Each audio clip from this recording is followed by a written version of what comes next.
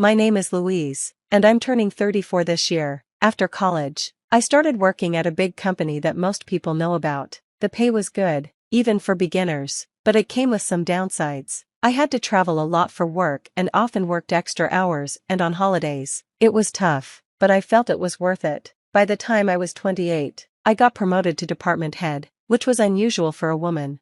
4 years ago, I married my boyfriend Brian. We had met through a friend. I wasn't really interested in dating, but my friend thought I should meet him. I wasn't eager to get married, thinking I could be happy single. Brian, on the other hand, wanted to get married and have kids soon. I wasn't ready for that and thought it was strange to get married when we didn't know each other well, especially since I was focusing on my career. When Brian brought up marriage, I would say we needed more time. He suggested we could marry after dating for 2 years, thinking that would give us enough time to get to know each other. Surprisingly, we did stay together for 2 years and then got married. During our relationship, Brian was loyal, not a gambler, and generally kind. He was hardworking, but his big ego sometimes bothered me. For example, he would complain at home if a senior at work gave him feedback, even though it was clear he had made mistakes. He didn't handle criticism well. When it came time for us to have dinner with both families, Brian chose an expensive restaurant that cost over $200 per person. He asked me to pay half of the total bill. I suggested a cheaper place, but Brian insisted that the expensive restaurant was important. He said if we went somewhere cheaper, it would make him look stingy. He couldn't afford to cover the whole bill, so he asked me to pay more than half, which I wasn't happy about. We had 4 people from each family, making a total of 8. Brian chose a restaurant that cost over $200 per person, even though he couldn't afford to cover his family's share. I wasn't thrilled about his choice and was even more confused when he told everyone at the dinner not to worry about the bill because he'd take care of it. Everyone seemed happy, so I decided to let him handle it, though I was unsure about it at the time. Looking back, I regret not reconsidering the marriage. After we got married, Brian's attitude changed. He started talking down to me and stopped helping with household chores, even though he had promised to. He began making excuses like, "What will the neighbors think if they see a man doing laundry? Chores are a woman's job." He insisted on relaxing at home while I did all the work. What really upset me was that Brian was constantly sending money to his parents. They were struggling with farming, and since they were nearing their 70s, it was getting harder for them to make a living. At first, I understood why he was helping them, but within 6 months of our marriage, it became a regular strain. Brian started giving all his salary to his parents and wouldn't contribute any money for our living expenses. I told him it was ridiculous to expect me to cover everything with my salary alone. He responded by saying, "How can you say that when my family is in trouble? They're your family too. Besides, you make more money than I do, so you should manage just fine." On the phone with his parents, Brian always said, "Don't worry, I'm taking care of everything with my salary. I won't let her complain about it." It seemed like he was sending just part of his salary, but in reality, he was giving all of it to his parents. He had no money left for himself and started asking me for pocket money, saying, "Can you give me about $200? I can't even afford lunch." I decided I couldn't keep living like this and suggested setting a monthly limit on how much we send to his parents. I told him he needed to figure out how to cover his lunch expenses on his own. Brian agreed, but he continued sending his entire salary to his parents. That was something I couldn't tolerate.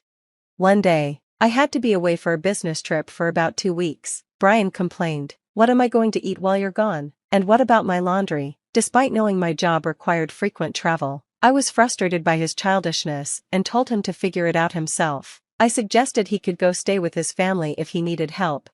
Brian reluctantly agreed. When I returned home 2 weeks later, I found Brian's sister, Elizabeth, at our house. She lived a bit further away, and we hadn't seen each other since our wedding. I was curious about her presence.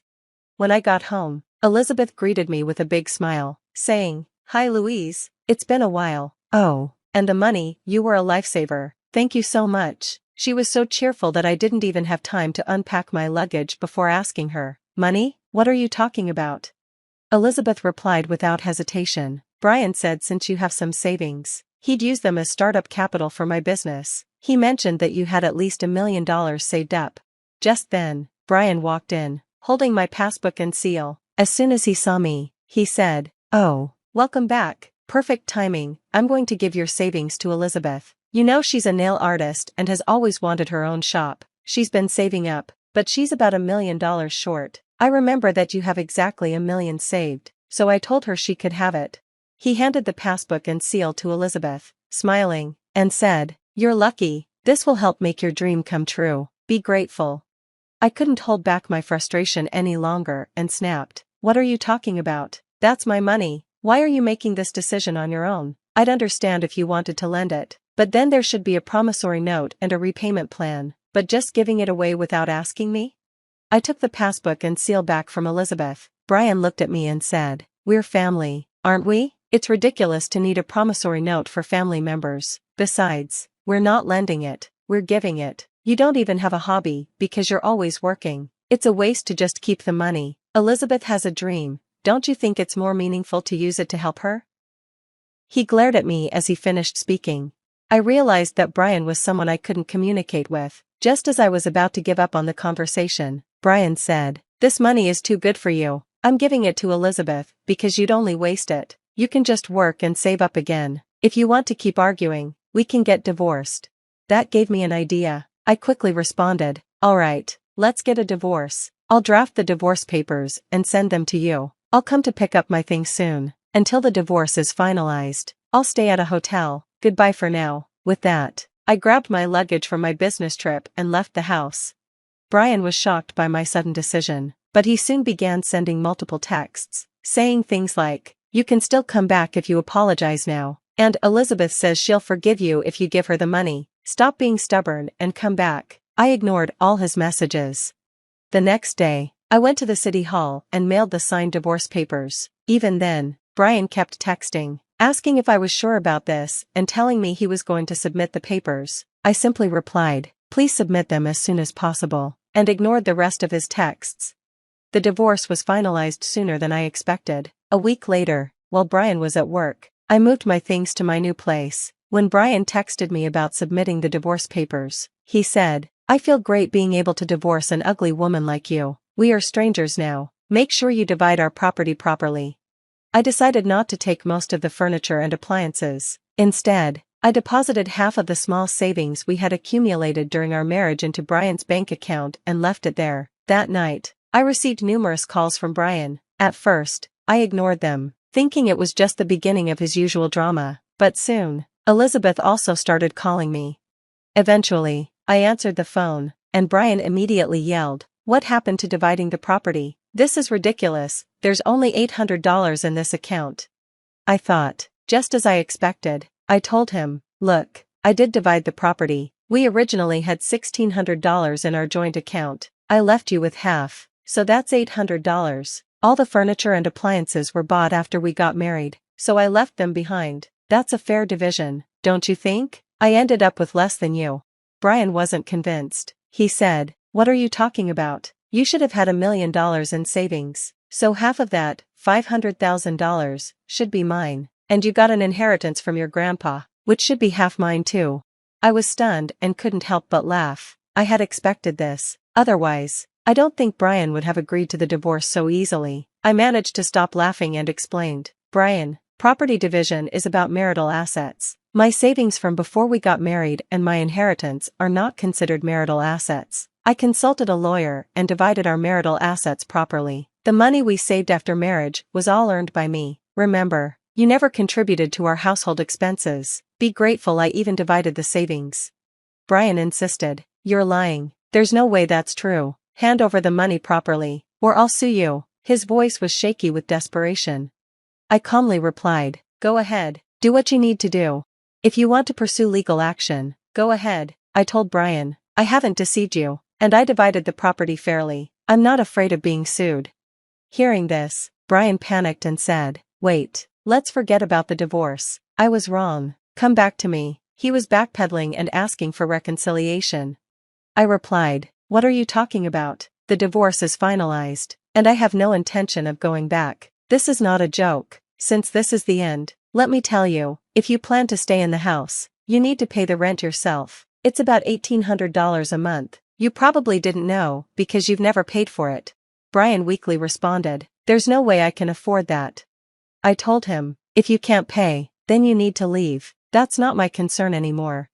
After that, It seems Brian went back to his parents' house because he couldn't afford the rent. To cover his moving expenses, he sold the furniture and appliances I had left behind. His parents, who thought he was making a decent amount of money, welcomed him warmly, expecting it would improve their situation. However, Brian couldn't give them as much money as he had when we were together, and he seemed uncomfortable living with them.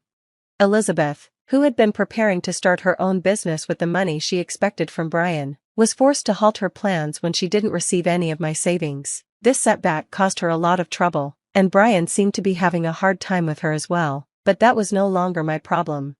I've been focusing on my work and enjoying living alone. I've had enough of marriage. Brian still sends messages saying he wants to get back together, but I completely ignore them. It's almost amusing to hear him update me on his situation from time to time, but I plan to block him soon. The sound of sobbing echoed through my empty house, stopping me dead in my tracks. I'd been fumbling with my keys, exhausted from a late meeting, when those broken sounds pulled me toward the living room. There, curled up on my couch, was Carly, my son's fiancée, mascara streaking down her face like black rain. "I tried calling you," she whispered, her voice cracking. "Ryan won't listen to me. He won't listen to anyone anymore." I dropped my briefcase and sat beside her, my heart already racing. "What happened?" "Tom happened." She spat my ex-husband's name like poison. "He convinced Ryan to invest everything, our house deposit, our savings, everything, into his new tech startup." The room seemed to tilt sideways. 20 years of carefully maintaining distance from Tom's schemes, of protecting Ryan from his father's influence, all unraveled in an instant. "How much?" $240,000. Carly's hands trembled as she wiped her eyes. "Ryan says it's going to change our lives, that his father has inside connections, guaranteed returns." I knew those words. I'd heard them before, back when Tom had convinced my parents to invest in his foolproof real estate venture. They'd lost their retirement fund. Now here he was, 2 decades later, spinning the same web around our son. "When did this happen?" 3 days ago. I've been trying to talk sense into Ryan, but he keeps saying I don't understand business like his father does. Carly's voice hardened. "He's different now, Isla. It's like Tom's gotten inside his head." My phone buzzed. A text from Ryan. "Mom, don't listen to Carly if she comes to you. She's just scared of taking risks. Dad's company is going to be huge." I showed Carly the message. She laughed, but it was hollow. "Risks? We were supposed to get married in 4 months. Now he's gambling our future on Tom's promises. Tell me everything you know about this startup." As Carly detailed Tom's pitch, revolutionary AI technology, prominent investors, guaranteed IPO within 18 months, I recognized his trademark mix of vague promises and specific numbers. He'd always known exactly how to make fantasy sound like fact. "Has Ryan signed anything yet?" "The transfer's scheduled for tomorrow morning." Carly stood up, pacing now. "He won't even show me the paperwork. Says it's all confidential." My phone buzzed again. Tom this time. "Isla, stay out of this. Ryan's finally thinking like a businessman. Don't ruin this for him." The familiar rage rose in my chest, but I forced it down. Getting emotional was exactly what Tom wanted. He'd always used my anger to paint me as the irrational one, the obstacle to progress. "Carly, I need you to go home and act normal. Don't mention you were here. I'm going to make some calls." "What are you going to do?" I thought about Mason, my friend in securities regulation, about the files I'd kept from Tom's previous ventures, about all the people he'd burned over the years who might finally want to talk. I'm going to show Ryan who his father really is, but I need time to do it right. Carly gathered her things, hesitating at the door. "Ryan loves you, Isla, but right now he's looking at Tom like he's some kind of savior." "I know. That's exactly what Tom wants." I hugged her tightly. "Go home. Trust me." After she left, I sat in the darkness, Tom's text glowing accusingly on my screen. 20 years ago, I'd walked away from his schemes, protecting myself but leaving others vulnerable. I wouldn't make that mistake again. This time, I'd tear down his house of cards brick by brick, even if it meant risking my relationship with Ryan. I picked up my phone and dialed Mason's number. It rang twice before his gruff voice answered. Mason, remember that favor you owe me? I need everything you can find on a new tech startup, and I need it before tomorrow morning. Mason's research arrived at dawn. 3 pages of carefully documented red flags about Tom's startup. I hadn't slept, spending the night rehearsing what I'd say to Ryan. But when I pulled into the parking lot of Tom's gleaming office building, my carefully planned speech evaporated. Tom stood outside, arm around Ryan's shoulders, both of them laughing. The sight hit me like a physical blow. Ryan looked exactly like his father had 20 years ago. Same confident stance, same bright-eyed belief that the world was about to hand him everything he'd ever wanted. Mom? Ryan's smile faltered when he saw me. What are you doing here? We need to talk. I gripped Mason's papers in my coat pocket. All of us. Tom's charm switched on like a spotlight. Isla, always a pleasure. But Ryan and I have a meeting with investors in 10 minutes. Cancel it. I stepped closer, forcing Tom to look me in the eye. Unless you'd rather I share what I know about TechVision's funding sources with your investors directly? The mask slipped for just a second, a flash of something cold and calculating behind Tom's easy smile.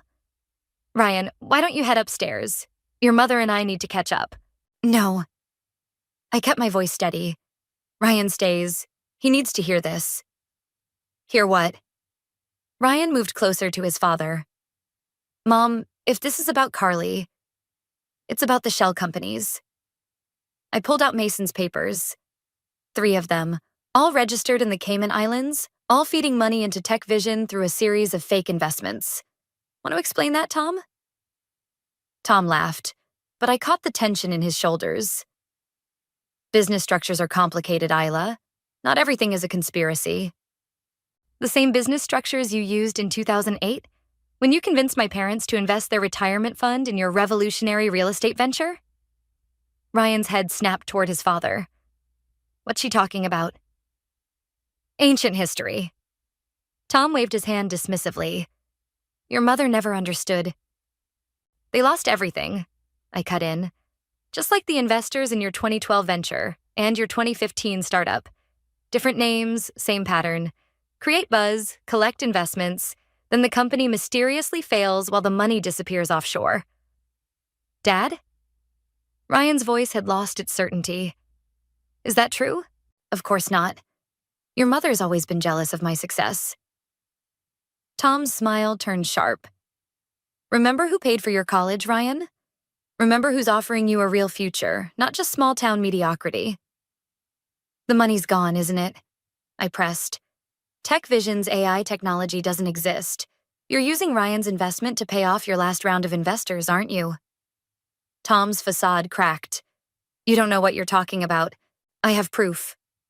I held up the papers. Bank transfers, shell company registrations, everything. How many other young investors have you convinced to bet their futures on empty promises? Ryan grabbed the papers from my hand, scanning them quickly. His face went pale. These dates, these match when you first contacted me about investing. Son, listen. Don't call me that. Ryan's voice shook. Were you ever going to tell me? Or was I just another mark? Tom's charm vanished entirely. You ungrateful little... He caught himself, forcing a laugh. This is ridiculous. We have real investors waiting upstairs. Real opportunities. Your mother's trying to sabotage your future because she can't stand seeing you succeed where she failed. The transfer hasn't gone through yet, has it? I asked Ryan quietly. He shook his head, still staring at the papers. Then there's still time. I touched his arm gently. Come home. Talk to Carly. Make your own decisions, not his. Ryan. Tom's voice hardened. If you walk away now, don't expect any help from me ever again. No connections, no opportunities, nothing. Ryan looked between us, 22 years of manipulation and love warring on his face. Then he straightened his shoulders and handed the papers back to me. I don't want your help, he said to Tom. I don't want anything from you. He turned and walked away, leaving Tom and me alone in the morning sun. Tom's mask was gone completely now. replaced by something ugly and familiar. "You'll regret this," he said softly. "Both of you." I watched him stride into the building, already reaching for his phone.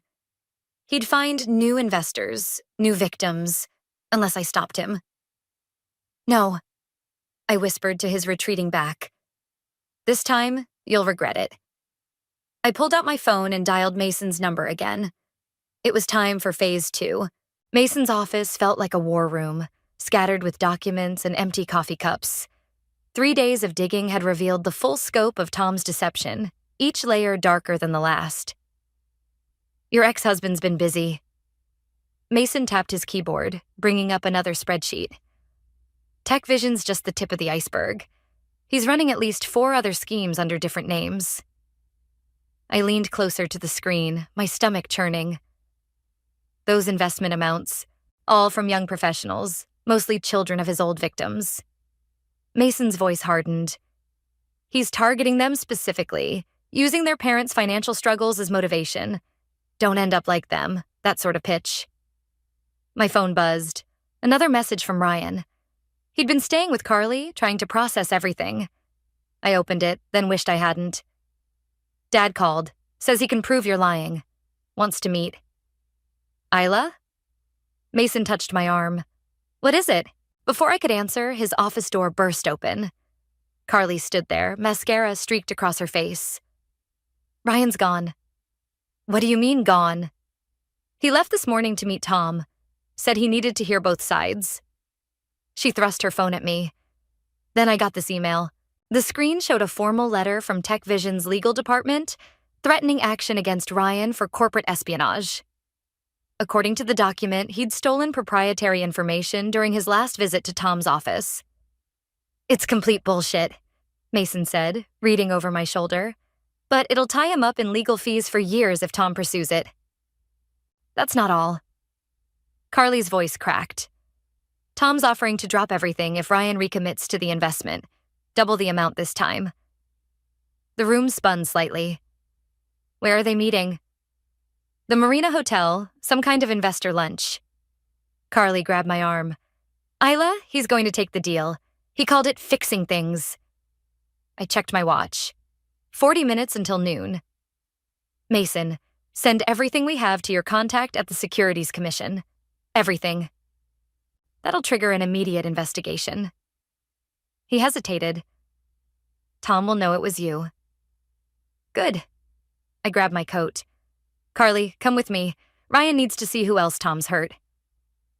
The drive to the marina felt endless. Carly filled the silence with details. How Ryan had grown distant over the past few days, spending hours on the phone with Tom, coming home with wild dreams of tech empire success.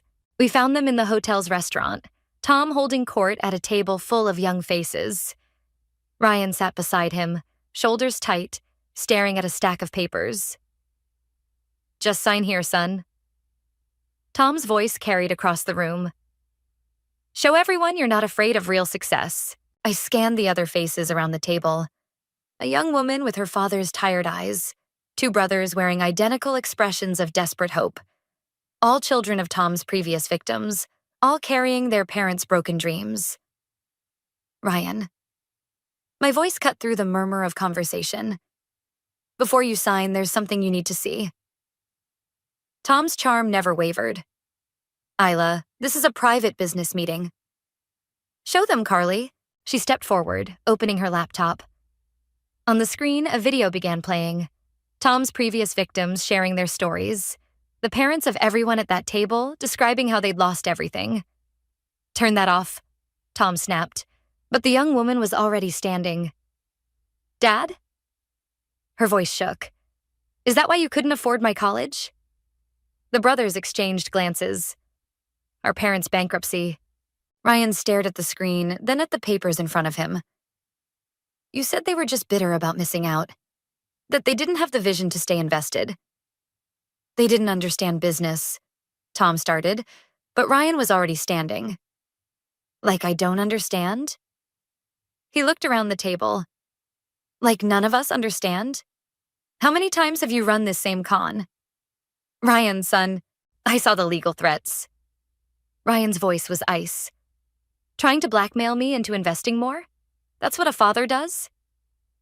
The room erupted into chaos. Young investors demanding answers, Tom trying to maintain control, papers being snatched and scrutinized. Through it all, Ryan walked straight to Carly and held her tight. "I'm sorry," he whispered. I almost lost everything believing in him again.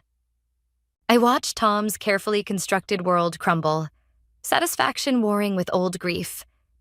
He caught my eye across the chaos and mouthed 2 words, "Watch out." But I wasn't afraid anymore. I had truth on my side, and a family worth fighting for. Whatever Tom was planning, I'd be ready. Mason's text confirmed it. Securities Commission moving in, hold tight. The real war was just beginning. The Securities Commission investigation hit a wall 3 days after the Marina Hotel confrontation. I sat in Mason's office, staring at an email that made my blood run cold. "All the evidence is gone." Mason's voice was tight with frustration. Every document, every transfer record, everything we sent them disappeared from their servers overnight. That's impossible. I scrolled through the email again. Unless someone very powerful made it possible.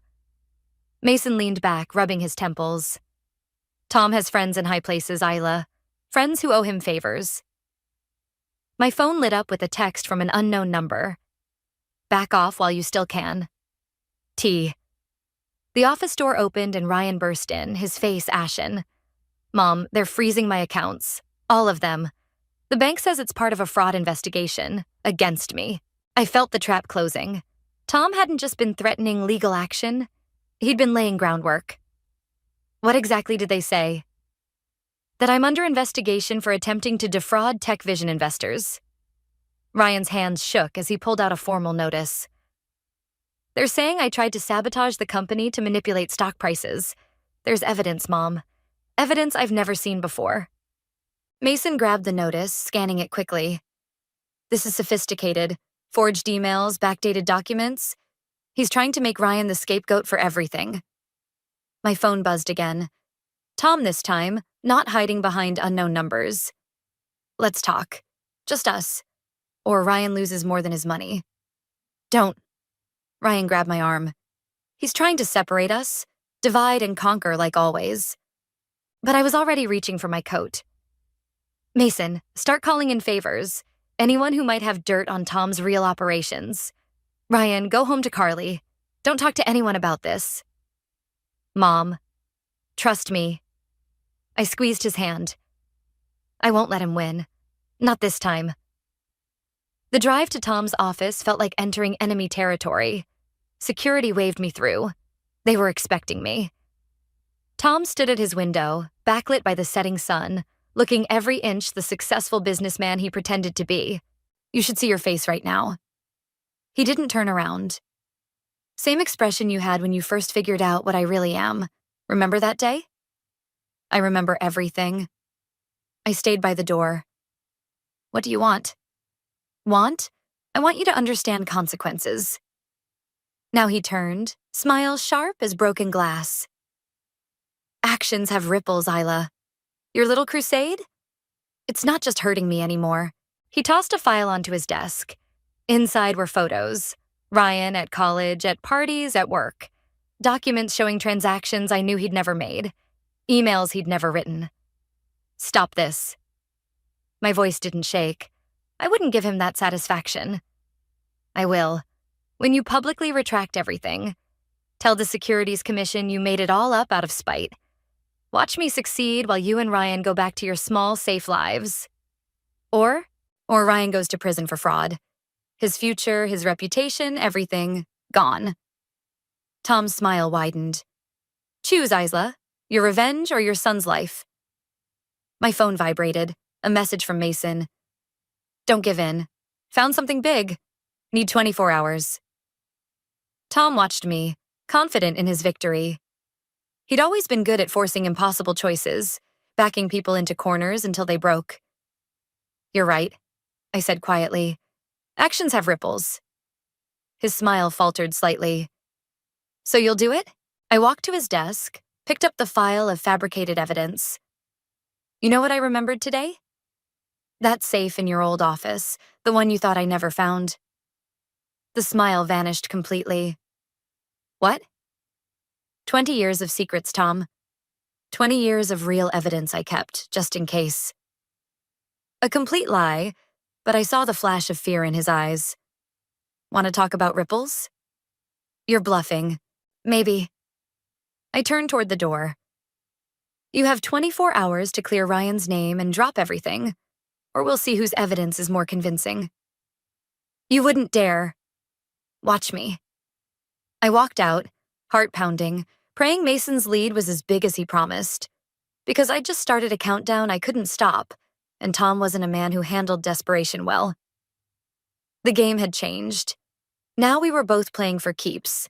Mason's something big arrived at midnight. A trembling woman named Sarah standing in my kitchen, clutching a laptop to her chest.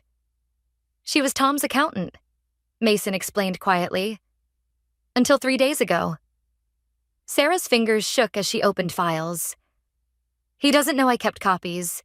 He thinks everything's gone, like with the Securities Commission, but She stopped, swallowing hard. I couldn't sleep after what he did to those families. The screen filled with spreadsheets, bank transfers, emails. A complete record of Tom's schemes going back 5 years. But something else caught my eye. Recent transfers to offshore accounts, all made within hours of our confrontation. He's preparing to run, Mason said, studying the data. These amounts, he's liquidating everything. My phone lit up. Carly calling at midnight never meant good news. Ryan's gone, she blurted before I could speak. He got a call from Tom an hour ago, said he was going to fix everything himself. The kitchen tilted sideways. Fix it how? I don't know, but he took all his documents about Tech Vision. Said something about making things right. Sarah's head snapped up. Tonight's the private investor meeting, top floor of the Tech Vision building. Mr. Wallace said no one could disturb him. Because he's closing deals before he disappears. I grabbed my keys. Mason, get that evidence to everyone. Media, authorities, everyone. Sarah, you're staying here where it's safe. Isla, wait. Mason caught my arm. Tom's desperate. If Ryan threatens his escape plan, then I need to move faster. The night air hit like a slap as I drove. Ryan wasn't answering his phone. Neither was Tom. The Tech Vision building loomed ahead, most windows dark except the top floor. Security tried to stop me. I showed them an old keycard from when Tom and I were married, praying it still worked. It did. He'd never bothered to remove my access. Arrogance or oversight, it didn't matter now. The elevator felt endless. I could hear raised voices through the penthouse door. Ryan's anger, Tom's smooth reassurances, other voices I didn't recognize. You're lying. Ryan's shout cut through clearly. I saw the transfer records. You're stealing everything. Son, you're confused. Don't call me that. You were going to let me take the fall while you ran away. I pushed through the door. Ryan stood facing Tom across a conference table, investors shrinking back against the walls. Father and son, mirror images of fury and betrayal. Security will handle this, Tom said smoothly, reaching for his phone. They're busy, I replied, dealing with federal agents in the lobby. Tom's mask slipped. You're bluffing. Check your accounts, Tom. Check the news. Sarah says hello. His fingers flew across his phone. I watched the color drain from his face as headlines appeared. Tech Vision fraud exposed, CEO under investigation, whistleblower reveals years of deception. You can't prove. He stopped as Ryan dropped a stack of papers on the table. My copies of everything, Ryan said quietly. The real documents, not your forgeries. The ones that show I was just another victim, not your accomplice. The investors were already moving, gathering their things, murmuring about lawyers. Tom's carefully constructed world crumbled in real time. This isn't over. He straightened his tie, that old, familiar gesture of control. You have no idea what I'm still capable of. Neither do you. I stepped between him and Ryan. but you're about to find out what I'm capable of. 20 years of watching, learning, waiting. Did you really think I didn't have a plan? Mom. Ryan's hand touched my shoulder. Let's go. Let him face what's coming alone. We turned to leave, but Tom's voice stopped us. I'll destroy you both. Everything you have, everything you are. No. I didn't turn around. You won't, because you don't exist anymore. Check your accounts again. The roar of rage behind us, the sound of something expensive shattering, followed us to the elevator. Ryan's hands were shaking. Did you really? Mason's friend in cybersecurity did. Every account, every hidden fund. Gone. The elevator descended into uncertainty, but for the first time in weeks, I felt steady. The war wasn't over. Tom wouldn't go quietly, but tonight's battle was ours. Mom? Ryan's voice was small. I'm sorry I didn't believe you sooner. I squeezed his hand as Sarah's evidence lit up phones across the city, burning Tom's empire to ash. The call came at 3 a.m, Mason's voice tight with urgency. Sarah's gone. Her apartment's been ransacked. I sat up in bed, already reaching for clothes. Police? On their way, but... He paused. There's something else. All her copies of the evidence are corrupted. Every file, every backup. The floor seemed to tilt beneath my feet. That's not possible. We had everything secured. Tom had a failsafe. Some kind of delayed virus. It's hitting everywhere. News outlets, federal servers, everything we sent out. It's all turning to gibberish. My phone buzzed with a text. Did you really think I wouldn't be prepared? T. I drove through empty streets to Mason's office where Ryan and Carly were already waiting. The scene was chaos. Computers running diagnostics, phones ringing, Mason's team trying desperately to salvage what remained of Sarah's evidence. The virus is sophisticated, one tech explained. It's not just corrupting files, it's replacing them with false data. Data that makes everything look legitimate. What about the hard copies? Ryan asked. The papers I gave the investors? Mason shook his head. Already getting calls. Documents apparently showing those were forgeries. Tom's covering every angle. My phone lit up again. An email from Tom's lawyer. As I read, my hands started to shake. Mom? Ryan moved closer. What is it? He's suing us. All of us. Defamation, corporate espionage, criminal conspiracy. I looked up at Mason. The evidence he's presenting. It makes us look like we planned this whole thing. Like we're the ones running a con. That's insane, Carly protested. No one will believe. They already are. Mason turned his laptop, showing news headlines. Tech Vision CEO claims conspiracy. Evidence of corporate sabotage emerges. Whistleblower credibility questioned. Where's Sarah? Ryan's voice cracked. She can still testify. If we can find her. Mason rubbed his temples. And if Tom hasn't already gotten to her. My phone buzzed again. Tom's number this time. Against every instinct, I answered. Ready to end this? His voice was smooth, victorious. One public statement from you, admitting you fabricated everything out of spite, and this all goes away.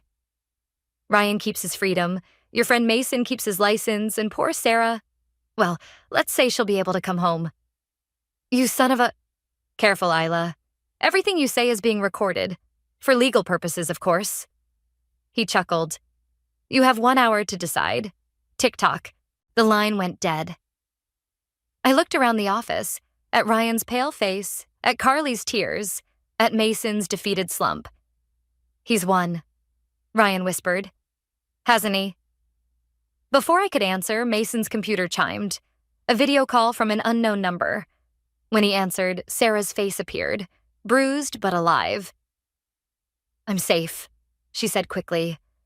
But they're coming. Tom's people found my real backup, the one I never told anyone about. They're heading to the old records facility now. What backup?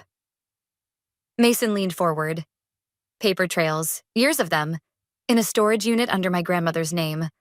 Everything printed, dated, notarized. She glanced over her shoulder. But they know. They'll destroy it all. The address appeared in chat. Across town, in the industrial district. Tom's people would be closer. Mom, no. Ryan grabbed my arm as I reached for my keys. It's too dangerous. He's desperate now. Exactly. I pulled free. Desperate means sloppy.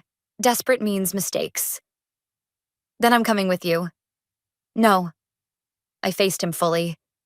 If this goes wrong, I need you clean. Someone has to be left to tell the truth. Mason stepped forward. Isla. Keep them safe. I was already moving. And be ready. Whatever happens, be ready. The night air hit like ice as I ran to my car. Another text from Tom lit up my phone. Wrong choice, as usual. But for the first time since this started, I smiled. Because Tom had forgotten something crucial about desperate people. They weren't the only ones who could make mistakes. I pressed the accelerator, racing toward either salvation or destruction, knowing that whatever waited at that storage facility would change everything. One way or another, this ended tonight.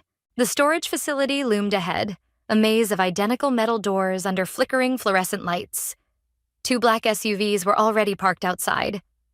Tom's people had beaten me here. But they hadn't found what they were looking for yet, or they'd be gone. Unit 247, Sarah's grandmother's unit. I crept through the corridors, following the numbered sequence until voices echoed ahead. It has to be here somewhere. Tom's voice, tight with frustration. Tear everything apart if you have to. I pressed against the wall, peering around the corner. Tom stood with 3 men in suits, surrounded by opened boxes and scattered papers. But they were at Unit 247B. Sarah, clever Sarah, had given them the wrong unit. Sir? One suit held up his phone. Security cameras show movement in Section C. Find whoever it is. Tom kicked a box aside. This whole place gets burned if we have to. I waited until 2 suits disappeared around the corner, then moved. Unit 247 was 3 doors down from Tom. The key Sarah had texted worked silently. Inside, stacked bankers' boxes filled the small space, each labeled meticulously. Tech Vision Fraud, 2019-2024.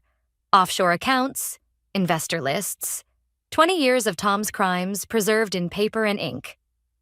Looking for something? I spun. Tom stood in the doorway, his last suit behind him. It's over, Tom. Nothing's over until I say it is. He stepped inside, eyes scanning the labels. All these years you were collecting evidence? Planning your revenge? No. I moved between him and the boxes. Sarah collected these. I just helped her find the courage to use them. Sarah. He laughed bitterly. The quiet little accountant. Should have known. He nodded to his suit. Burn it. The man reached into his jacket. I grabbed the nearest box and hurled it, scattering papers between them and me.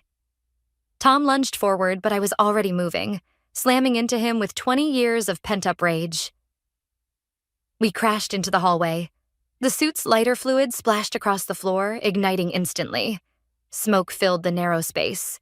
You never understood, did you? Tom grabbed my throat, pinning me against the wall. Power isn't about right or wrong. It's about who's willing to do whatever it takes. No. Another voice cut through the smoke. It's about truth. Ryan stood at the corridor's end, phone raised, live streaming everything. Behind him, Mason and 2 federal agents advanced with weapons drawn. Federal agents. Hands up. Tom's grip loosened. For the first time, I saw real fear in his eyes. It's not just Sarah's evidence anymore. Ryan's voice shook with fury. Everyone's watching. Everyone's seeing who you really are. The suit surrendered immediately, but Tom backed away toward the growing flames. You think this changes anything? His calm mask cracked, revealing something desperate beneath. I'll start over. I always do. And you'll spend years trying to prove everything while you what? Mason stepped forward, badge raised. Run? Hide? The livestream has 50,000 viewers already. Every exit's covered. It's done. Tom looked at Ryan, one last attempt at manipulation. Son, I'm not your son. Ryan's phone stayed steady. I'm her son, and you're nothing but a fraud. The federal agents moved in. Tom's shoulders slumped as the handcuffs clicked shut. The fire department sirens wailed in the distance. The boxes? I coughed through the smoke. Saved most of them. Mason helped me up. Sarah's already at the federal building, giving her statement. You were right. Desperate people make mistakes. I watched them lead Tom away, his expensive suit covered in ash, his empire crumbling in real time as Ryan's live stream captured everything. Mom? Ryan lowered his phone finally. Are you okay? I touched my bruised throat, feeling the weight of 2 decades lifting. I am now. Outside, reporters were already gathering. Tom's carefully constructed facade of success would be tomorrow's cautionary tale. But more importantly, his power to hurt people was finally, permanently broken. Ready to tell your story? Mason asked quietly. I looked at Ryan, who nodded encouragement. Yes, I said. I think it's time everyone heard the truth. The truth about power, about justice, about the quiet strength it takes to stand against someone who would sacrifice anything or anyone to win. The truth about how sometimes the greatest victory isn't in destroying your enemy, but in simply surviving long enough to expose them to the light. The courthouse steps felt different in the morning sun. No reporters remained, no cameras tracked our movements. Just the quiet aftermath of justice, settling like dust after a storm, guilty on all counts. Mason folded the morning paper. Tom's face splashed across the front page. Maximum sentences. The judge made an example of him. I watched Ryan and Carly across the plaza, heads bent together over coffee cups, planning their rescheduled wedding. The simple sight of them, free from Tom's shadow, felt like victory enough. Sarah called. Mason continued. The victim restitution fund is already over $8 million. More coming in daily as other schemes surface. And the others? I asked quietly. Tom's network is falling apart. His connections are scrambling to save themselves, turning on each other. 20 years of carefully built influence, gone in weeks. A familiar car pulled up to the curb. Tom's mother emerged, clutching an envelope. She'd sat behind him every day of the trial, watching her son's carefully constructed facade crumble under the weight of evidence. Isla. She approached slowly, uncertain. This was in his things. He wanted Ryan to have it. Ryan noticed her presence, tensing slightly. I took the envelope. I'll make sure he gets it. She nodded, aged beyond her years. Tell him. Tell him I'm sorry for everything we enabled. After she left, I opened the envelope. Inside was a single sheet of paper, Tom's confession, written the night before sentencing. Not the legal one his lawyers had arranged, but a real one. Raw, honest. Mom? Ryan appeared at my shoulder. What is it? I handed him the letter. He read it slowly, Carly's hand steady on his arm. He actually admitted it. Ryan whispered. Everything. The manipulation, the lies, using me to get to other investors' children. People can surprise you, I said. Even at the end. Should I visit him? That's your choice, no one else's. Ryan folded the letter carefully. Maybe someday. When I'm ready. When it's about healing, not anger. Carly squeezed his hand. Whatever you decide, we'll face it together. Mason's phone buzzed. He read the message, eyebrows rising. The investment firm that bought TechVision's assets? They want to meet with Ryan. Something about his original software designs actually having potential. Really? Carly brightened. They said someone vouched for his integrity. Someone who lost everything to Tom years ago, but recognized genuine talent when they saw Ryan's work. I watched understanding dawn on Ryan's face. Sometimes karma worked in unexpected ways, turning old wounds into new beginnings. What do you think? He asked me. I think you should trust yourself. You know the difference now, between real opportunity and empty promises. He hugged me suddenly, fierce and protective. I learned from the best The morning breeze carried away the last whispers of Tom's influence. Not through revenge or destruction, but through truth. Through the quiet strength of standing firm, protecting what mattered, letting justice find its own path. Mason touched my arm. The Securities Commission wants to consult with you about helping other families spot investment fraud before it's too late. Using the past to protect the future? I smiled slightly. I'd like that. Ryan and Carly walked ahead, discussing wedding plans again. Mason followed, already making calls. I lingered a moment, watching my family, the one I'd fought for, the one I'd chosen, move forward into the light. The courthouse doors opened behind me. More families emerged, carrying their own stories of justice and healing. Some nodded to me in recognition, sharing the weight of similar battles won. I descended the steps slowly, leaving behind the echoes of old pain and fresh victory. Tomorrow would bring new challenges, new choices, but we'd face them together, stronger for having weathered this storm. The morning sun caught my wedding ring. Not Tom's, but the one I'd bought myself after the divorce, a promise of independence. It sparked briefly, like justice finally served, like truth finally spoken, like love finally freed from the shadows of deception. I joined my family, ready for whatever came next. Because some victories aren't about winning or losing, but about finding the courage to stand up, speak out, and protect what matters most, no matter the cost. The silver happy birthday banner droops pathetically over the dining room entrance, forgotten and askew like everything else about my 24th birthday. Inside, champagne glasses clink as my family celebrates Emma's latest triumph, a promotion to senior marketing director that apparently matters more than my existence. I'm Jade, the Thompson family's perpetual afterthought. To Emma, Mother raises her glass, her pearl necklace catching the chandelier light. We always knew you were destined for greatness, sweetheart. I stand in the corner, clutching my untouched champagne, watching the familiar scene unfold.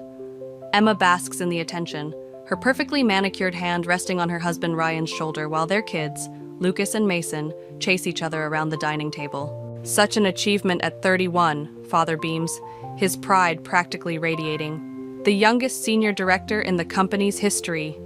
The irony of celebrating Emma's success on my birthday isn't lost on me. But then again, nothing about this family ever is. I take a sip of champagne, letting the bitter bubbles match my mood. We should discuss the house renovation now, Emma announces, her voice carrying that entitled tone I've grown to despise. Ryan and I found the perfect contractor. Mother clasps her hands together. Oh, wonderful. Mark, we should help them with the down payment. I nearly choke on my drink. Last month, when I asked for help with my student loan payments, they claimed finances were tight. Funny how money materializes when Emma needs it. Actually, I clear my throat. I was hoping we could discuss. Not now, Jade. Mother cuts me off with a dismissive wave. Emma's showing us the renovation plans. I slip away to the kitchen, needing space to breathe. Through the door, I hear them continuing their discussion about Emma's perfect life.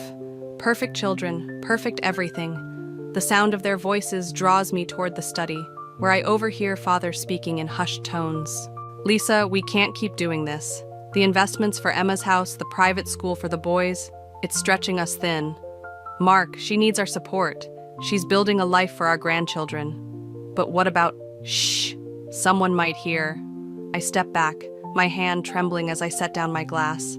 The familiar ache in my chest transforms into something darker, heavier. Years of being overlooked, dismissed, and pushed aside crystallize into a single, clarifying moment. My phone buzzes. A text from Nina, my best friend. Happy birthday. Dinner tonight? Before I can reply, Emma's voice rings out. Jade, where are you? We need help with the cake. Of course they do. They always need something from me, but never for me. I watch through the kitchen window as a bird slams into the glass, stunning itself before flying away. Something about its desperate escape attempt resonates deep within me. Coming, I call back, but I remain rooted in place, my mind racing with possibilities. The bird recovers, shakes itself off, and takes flight again, this time with purpose, with direction. I pick up my phone and text Nina back. Yes, we need to talk. I'm done being the family doormat. The sounds of laughter and celebration continue in the dining room, but something has shifted inside me. They don't realize it yet, but this birthday marks more than just another year of my existence. It marks the day I stopped accepting my role as the forgotten Thompson. As I push through the kitchen door, plastering on my usual compliant smile, I'm already plotting. Emma's perfect life is built on cards, and I've just decided to become the wind that brings it all down. Let them eat cake. Soon enough, they'll be choking on it. Nina's apartment feels like sanctuary after the disaster of my birthday dinner. The city lights twinkle beyond her balcony as I cradle a glass of wine, recounting the evening's events. She listens, dark eyes narrowing at each fresh detail. And now this. I slide my phone across the coffee table, showing her the family group chat message that arrived 10 minutes ago. Emma's text glows on the screen. Everyone, Ryan and I have the most wonderful news. Family brunch tomorrow at 11. Don't be late, this is huge. Another performance in the Emma show, Nina mutters, refilling our glasses. You don't have to go. I do, actually, because missing it means 3 weeks of guilt-tripping texts from Mother. The next morning, I arrive at my parents' house exactly 2 minutes late. Emma's already holding court in the living room, Ryan hovering beside her with that anxious look he's been wearing lately. There you are, Emma beams, but her eyes are sharp. We were about to start without you. Mother fusses with the coffee service. Jade, fix your hair. It looks messy. I ignore her, taking a seat as far from Emma as possible. Lucas and Mason tear through the room, screaming at full volume, while Father half-heartedly tells them to settle down. So, Emma stands, commanding attention like she's at a board meeting. As you know, I've been thinking about my priorities lately. After much consideration, I've decided to leave my position at the firm. The coffee cup nearly slips from Mother's hands. But darling, your promotion is wonderful, yes, but there's something even more wonderful. Emma's hand drifts to her stomach. We're expecting again. I want to be a full-time mother to all my children. The room erupts in squeals and congratulations. I watch Ryan's face carefully. There's something tight around his eyes that doesn't match his smile. Of course, we'll need help with the transition, Emma continues. The renovation costs are higher than expected, and with the new baby... Whatever you need, sweetheart, Father says immediately, though I notice his hand tightening on his armrest. I can't help myself. Interesting timing, giving up your salary right after the promotion bonus cleared. The room goes silent. Emma's smile doesn't waver, but her eyes turn to ice. Some of us prioritize family over money, Jade. That's enough, Mother snaps. Jade, why must you always spoil things? I stand up, my coffee untouched. Right, because questioning St. Emma's latest scheme is spoiling things. Never mind that my student loan payment bounced last week because the help you promised never came. Your sister has children to think about, Father says, but he won't meet my eyes. And I'm what? The family ATM? The built-in babysitter? The invisible daughter who exists to prop up Emma's perfect life? Emma steps forward, voice dripping with concern. Oh, Jade, is this about your birthday? I'm so sorry if you felt overlooked. Maybe if you had achieved something worth celebrating. The words hit like a slap. I grab my bag, heading for the door, but Emma's next words freeze me in place.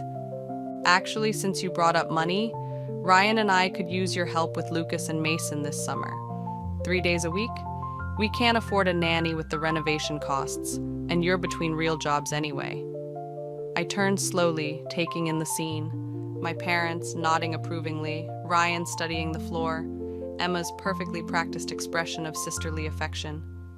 Between real jobs, I repeat. You mean my freelance writing doesn't count as real work? Well, Emma shrugs. It's not exactly stable, is it? This would give you something meaningful to do. I look at each of them, my father avoiding conflict as usual, my mother already planning Emma's baby shower in her head, Ryan's strange nervousness, and Emma's absolute certainty that I'll cave like I always do. No, I say quietly. What? I said no. Find someone else to exploit. As I walk out, I hear Mother calling after me, but I don't stop. In my car, my phone lights up with messages, mostly variations of "How dare you" and "Your sister needs you." But there's also a text from Ryan. We need to talk, privately. I start the engine, a plan forming in my mind. Emma's perfect life is built on secrets, and I'm betting Ryan knows exactly where the cracks are. Time to start pushing. The coffee shop Ryan chose sits in a forgotten strip mall on the edge of town. Perfect for secrets. He's already there when I arrive, hunched over his phone like it might save him. Thanks for meeting me, he says, not quite meeting my eyes.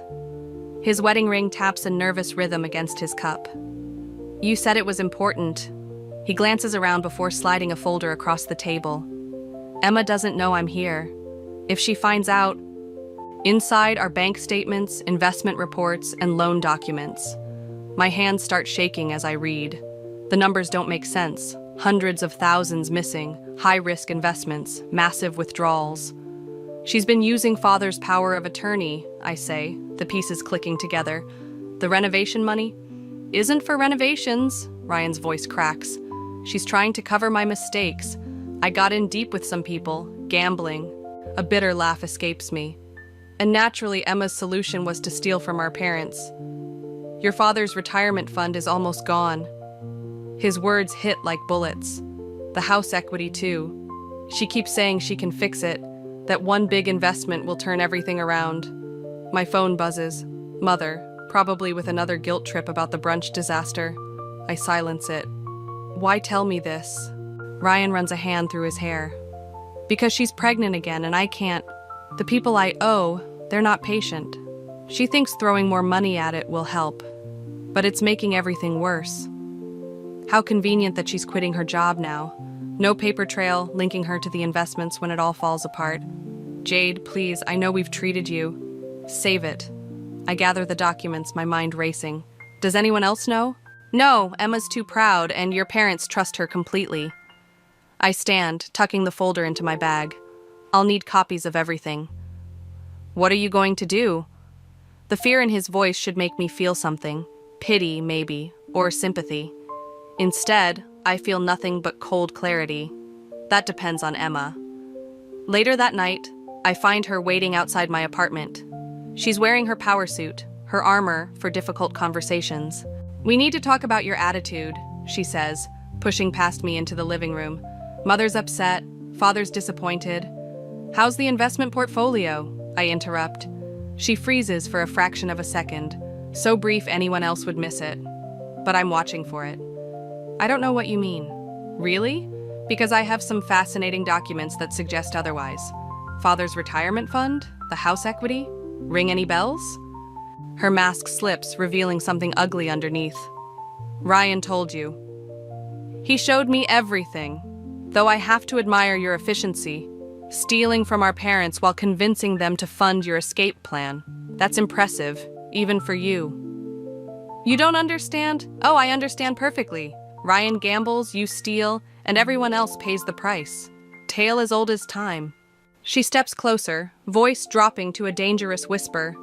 If you breathe a word of this to anyone, I'll destroy you. Everything you're trying to build with your little writing career, gone. Who do you think they'll believe? Perfect Emma or bitter, jealous Jade? You really don't get it, do you? I pull out my phone, showing her the email I'd drafted earlier. To the Financial Crimes Division regarding suspicious activity.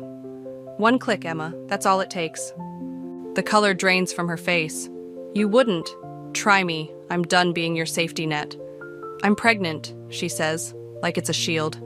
Think about your nephews, your family. You should have thought about them before you stole their future. She grabs her purse, hands shaking. At the door, she turns back. This isn't over. No, I agree, feeling strangely calm. It's just beginning. After she leaves, I pour a glass of wine and open my laptop. The email to the Financial Crimes Division stares back at me, cursor blinking on the send button. Not yet. Emma's right about one thing. This isn't over. I have years of invisible wounds to repay, and I want her to feel every single one. I close the laptop and smile. Let her sweat, wondering when the axe will fall. Sometimes revenge is sweeter when served in small, excruciating portions. The anonymous email takes 3 minutes to compose and 10 seconds to send. By morning, Whispers about financial irregularities at Emma's firm have already started circulating. Just a hint. A carefully worded suggestion about improper use of client funds during her tenure. Nothing direct, nothing traceable. I watched the chaos unfold from my laptop screen, tracking the internal memo leaks and worried social media posts from her former colleagues. Emma's phone calls go straight to my voicemail. Nina sets a fresh coffee in front of me. You sure about this? She did it to herself. I close the laptop. I'm just spreading the truth. My phone buzzes. Father. I let it ring 4 times before answering. Have you seen the news? His voice sounds older, strained. They're auditing Emma's department. All her accounts are frozen. That must be stressful. Jade, please. Your mother's beside herself. Emma needs... What about what I need? The words escape before I can stop them. Did anyone care when I lost my apartment deposit because the loan you promised never came? Silence stretches between us. Then, we should discuss this in person. Family dinner tonight. I'm busy. This isn't a request. The line goes dead. I stare at the phone, something cold settling in my stomach. Nina touches my arm. You don't have to go. Yes, I do. I stand, gathering my things. Time to watch the show. The family home looks different now, knowing what I know. Each carefully maintained flower bed, every piece of expensive furniture, all of it built on lies and theft. Emma's car is already in the driveway. Inside, voices carry from the dining room. They can't prove anything, Emma's saying as I enter. She stops mid-sentence, her face hardening. You? Mother rushes to smooth things over. Girls, please, let's just have a nice dinner. Did you send that email? Emma demands, rising from her chair. Are you trying to destroy everything I've built? Everything you've stolen, you mean. Father slams his hand on the table. Enough. Both of you sit down. I remain standing. Why? So we can pretend everything's fine while Emma bleeds you dry? What are you talking about? Mother's voice wavers. Emma laughs, but there's panic in her eyes. She's jealous, Mother. She's always been jealous. Show them the documents, I tell her. Show them what you did with Father's power of attorney. The color drains from Father's face. Emma? I had no choice. She's crying now, perfectly timed tears. Ryan's gambling debts. I was trying to protect the family. By stealing their retirement, I pull out copies of the documents Ryan gave me. By emptying their accounts for your investments? Mother takes the papers with trembling hands. Mark, these numbers, our savings. I can fix it, Emma insists. I just need time. Time for what? I cut in. To steal more? To run? Or maybe to have another baby and use that as a shield? You bitter little... Emma lunges forward, but Ryan catches her arm. Emma, don't. His voice is quiet. It's over. She whirls on him. You told her? You betrayed me?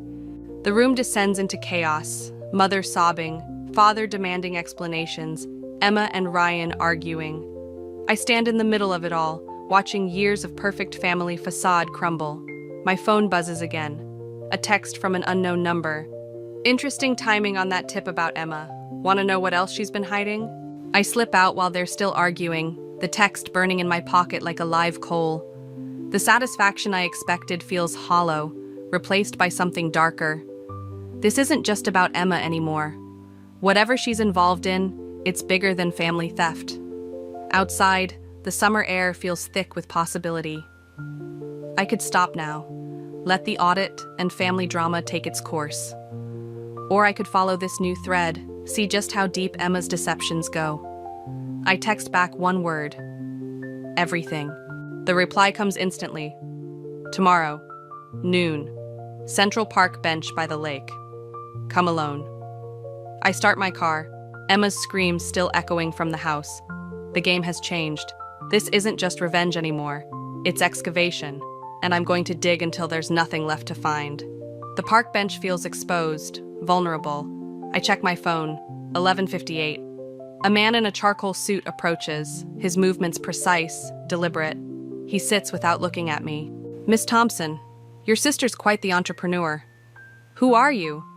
Someone who's been watching Emma's creative accounting for months. He slides a USB drive between us. Your parents aren't her only victims. I pocket the drive. What do you want? Consider it a mutual interest in justice. Emma's been laundering money through her investment schemes. Your family's savings were just convenient cover. My hands clench. Of course, the perfect daughter's perfect life built on perfect lies. How much? Millions, and not just local money. He stands. Check the drive, but be careful who you tell. Some of her investors aren't as civilized as I am. He disappears into the crowd, leaving me with the weight of his words. At home, the drive reveals a labyrinth of shell companies, offshore accounts, and familiar names, including Ryan's gambling debts to people who don't forgive. My phone rings. Mother. Your father's in the hospital. Her voice breaks. Heart attack, the stress of everything. The drive burns in my laptop like a loaded gun. I'll be there. The hospital corridor stretches endlessly. Emma's there, of course, playing the devoted daughter. Her mascara-stained tears look rehearsed. How dare you show up, she hisses when she spots me. He's my father, too. Not after what you've done. She grabs my arm, pulling me aside. The audit team found irregularities. They're expanding the investigation. Good. You don't understand. There are people involved. Dangerous people. If they think I'm cooperating with authorities, maybe you should have thought about that before involving our family in your criminal enterprise. Her fingers dig deeper. I did it for us. For the family. No. I wrench free. You did it for yourself. Like always. Mother emerges from father's room, eyes red. He's asking for both of you. Father looks small in the hospital bed, monitors beeping steadily. My girls, he whispers. Please, stop this fighting. Emma starts her performance immediately. Daddy, I'm so sorry. I was just trying to... Enough. His voice is weak but firm. The truth. Now. I pull out my phone, showing him the files from the drive. It wasn't just our money, Father. Emma's been laundering funds for criminals. You're lying, Mother gasps. Ask her about the offshore accounts. Ask her what really happened to your retirement fund. Emma's facade cracks. They threatened Ryan, his gambling debts, but they were going to hurt the boys. Father's heart monitor speeds up. Mark, Mother warns. So you sacrificed our family instead? I press. Used Father's power of attorney to clean dirty money? I had no choice. A nurse appears. You need to leave. His blood pressure. Emma shoves past me, fleeing down the corridor. Mother follows, calling her name. I stay, watching Father's monitors normalize. I should have seen it, he murmurs. Should have protected you both better. It's too late for that.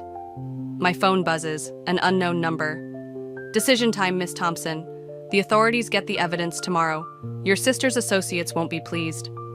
Father reaches for my hand. Whatever you're planning, Jade. Remember, she's still your sister. I look at him, really look at him, for the first time in years. The strong, intimidating father who always took Emma's side now seems fragile, human. Another victim of Emma's manipulation. She stopped being my sister long ago. Outside the hospital, I call the number back. If I give you everything I have on Emma, what happens to my family? They'll be protected, but your sister, well, both her legitimate and illegitimate associates will want their pound of flesh. I watch Emma through the hospital window, crying in Mother's arms, still the center of attention, still playing the victim. The USB drive weighs heavy in my pocket. Salvation or damnation, depending on how I use it. I'll need guarantees, I tell the voice. Written protection for my parents, Ryan, the kids. And Emma? Through the glass, our eyes meet. For a moment, I see past the perfect facade to the desperate woman beneath. She mouths something. Please. Give me 24 hours, I say, and hang up. The game has changed. This isn't about family anymore. It's about survival. And I'm not sure whose. The family gathering for Father's return from the hospital feels like a powder keg waiting for a spark. Mother's arranged everything perfectly. Food, flowers, the pretense of normalcy. Emma sits beside Father, playing the devoted daughter, while Ryan hovers nervously near the door. I clutch my phone. containing everything needed to destroy Emma's carefully constructed world. The 24 hours are almost up. A toast, Mother announces, raising her glass. To family healing. Emma's eyes meet mine across the table. She knows. She has to know. My phone vibrates. Another message from the mysterious contact. Time's up. Decision? Father sets down his fork. Girls, I've been thinking about everything that's happened. A loud knock interrupts him. Two men in dark suits enter, followed by the man from the park bench. Ryan goes pale. Mrs. Brooks, one suit says, we need to discuss some irregularities in your accounts. Emma stands, hands shaking. This isn't the time. Actually, I pull out my phone. It's exactly the time. Show them, Emma. Show everyone what you've really been doing. Jade, please. Her voice cracks. Think about the boys. Like you thought about Father when you stole his retirement? Or me when you took my college fund? The suits move closer. Mrs. Brooks, we can do this privately, or... It wasn't just me. Emma's mask finally shatters. Ryan's debts, these people were going to hurt us. I had to protect my family. By destroying ours, I project the financial records onto the dining room wall using my phone. Look, Father, every transaction, every theft, every lie. Mother gasps at the numbers. Father's face goes ashen. You don't understand, Emma sobs. They'll kill Ryan. They'll take everything. They already have. I slam my hands on the table. You took everything from all of us. And for what? To save your perfect life? The man from the park steps forward. Actually, Miss Thompson, your sister's crimes go deeper than you know. Show them the last file. My hands shake as I open it. The room goes silent as images appear. Documents showing Emma's connection to international criminal organizations, money laundering schemes far beyond Ryan's gambling debts. Emma, Mother whispers, tell me this isn't true. But Emma's already running. Ryan tries to grab her, but she pushes past him, heading for the door. The suits move to follow. Wait! I call out, something clicking into place. The pregnancy, it's not real, is it? Just another manipulation. Emma freezes. Her laugh sounds hollow. You always were too clever, little sister, but not clever enough to see the whole picture. She pulls out a gun. Everything happens at once. Mother screams. The suits draw weapons. Father clutches his chest. Nobody moves. Emma's voice is eerily calm. Jade, delete the files, all of them, now. Or what? You'll shoot me? Your own sister? Sister? She laughs again. We stopped being sisters the moment you chose revenge over family. Delete them. I look at my phone. Years of evidence, proof of every crime, every manipulation. My chance for justice, for revenge. Emma, please, Ryan begs. Think about the boys. I am thinking about them. She's crying now, mascara running. Everything I did was for them, and you... She points the gun at me. You had to ruin it all. I raise my phone. Last chance, Emma. Surrender, and maybe... The gunshot is deafening. Pain explodes in my shoulder. Through the chaos, I see Emma running, hear sirens approaching. My phone clatters to the floor, screen cracking. Jade! Nina's voice seems far away. When did she arrive? Stay with me. Mother's crying, Father's having another attack, and somewhere in the distance, Emma's escaping with all her secrets. The man from the park kneels beside me. The files are safe. We'll find her. But as darkness creeps in at the edges of my vision, I realize the truth. In winning my revenge, I've lost everything else. The family I wanted to punish is shattered beyond repair, and the sister I wanted to destroy has become something far worse than I imagined. The last thing I see is my cracked phone screen, still projecting Emma's crimes on the wall, a testament to victory that feels more like defeat. Some victories, I whisper as consciousness fades, cost too much. The sirens grow louder, but Emma's already gone, taking with her any chance of this ending the way I planned. In trying to destroy her perfect life, I've unleashed something far more dangerous than simple revenge. The hospital room feels too small, my bandaged shoulder a constant reminder of Emma's final betrayal. 3 days since the shooting, and still no sign of her, until my phone lights up with a message. Storage Unit 247, come alone, or Ryan's gambling friends finish what they started. Nina tries to stop me from leaving. You can't trust her. Let the police handle it. She's still my sister. The words taste bitter, and those men will kill her. The storage facility looms against the sunset, rows of identical metal doors stretching endlessly. Unit 247's padlock hangs open, waiting. Inside, Emma stands beside a stack of boxes, looking smaller than I remember.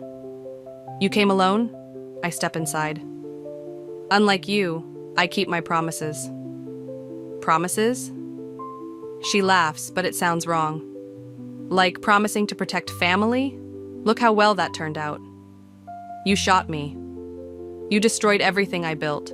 You mean everything you stole? I gesture to my shoulder. Was it worth it? Becoming this? Emma moves closer, something desperate in her eyes. You don't understand. Ryan's debts were just the beginning. These people, they own me now. Every transaction, every investment, it was all them. Then why run? Turn yourself in. Get protection. Protection? She pulls out her phone, showing me a video. Lucas and Mason playing in an unfamiliar room. They took my boys, Jade. Said I had 24 hours to deliver the money or... Her voice breaks. The pieces click together. This meeting isn't about reconciliation. The files you have, the evidence, it's worth millions to the right buyers, enough to save my children. And damn everyone else? I step back. What about father's heart attack? Mother's breakdown? The family you destroyed? I never meant... She stops, head tilting. You hear that? Footsteps outside. Multiple sets. They followed you, Emma whispers. Or you led them here. The door slams shut. Metal groans as something heavy blocks it. Emma's phone rings. A familiar voice fills the small space.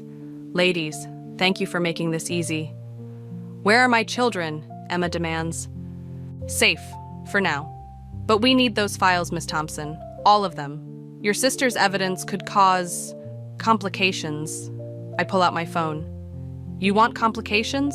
One click sends everything to every law enforcement agency in the country. Then your nephews die first. Emma lunges for my phone. We struggle, crashing into boxes.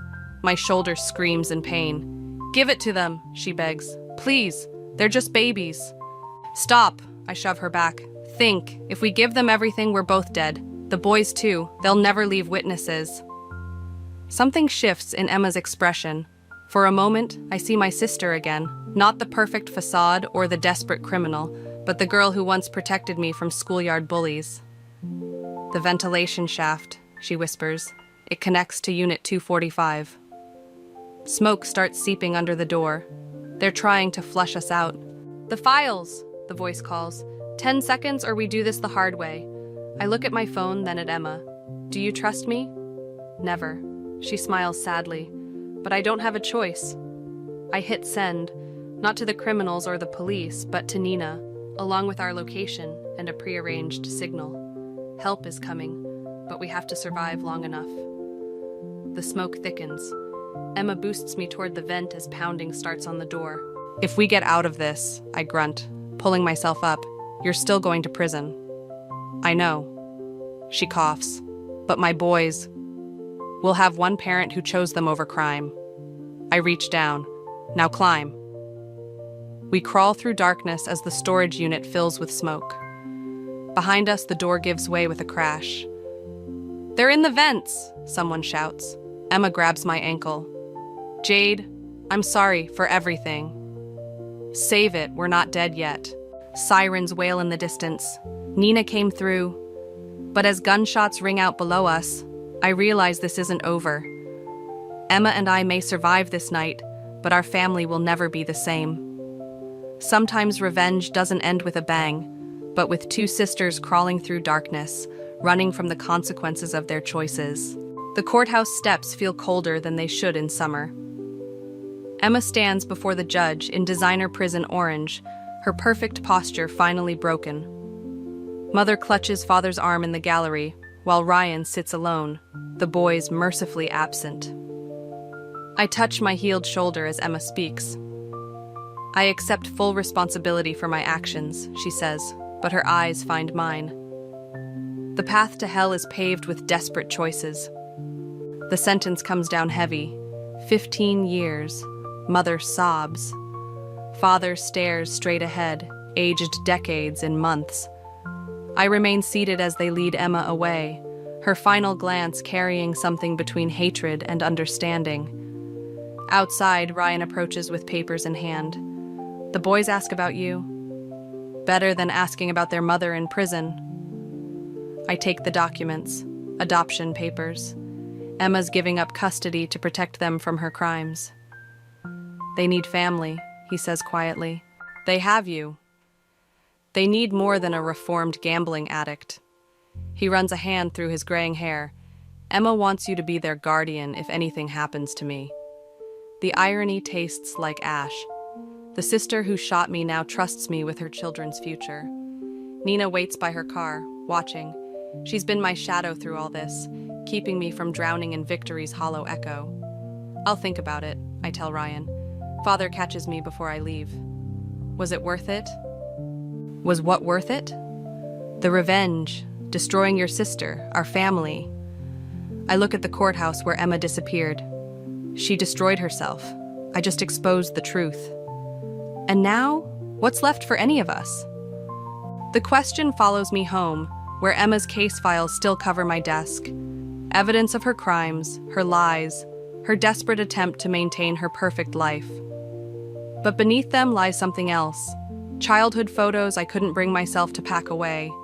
Two sisters before shadows and resentment grew between them. My phone rings. The prison. Emma, making her one aloud call. I never apologized, she says without greeting. For the shooting, for everything before. Save it. We're past apologies. Maybe, but I need you to know, it wasn't all lies. Not in the beginning. I really thought I could protect everyone. By sacrificing me? By being perfect, strong enough for all of us. She pauses. Ryan showed me the papers. Will you do it? Watch over them? I trace the scar on my shoulder. Why me? Because you're the only one strong enough to tell them the truth when they're ready. About their mother, their father, all of it. The truth? I laugh. Since when do you care about truth? Since I realized lies cost me everything. Her voice catches. They'll need someone who understands that. The line goes dead. I stare at the phone, then at the childhood photos. Two girls smiling, before one became the golden child and the other learned to hate. Nina brings wine later, settling beside me on the balcony. So what now?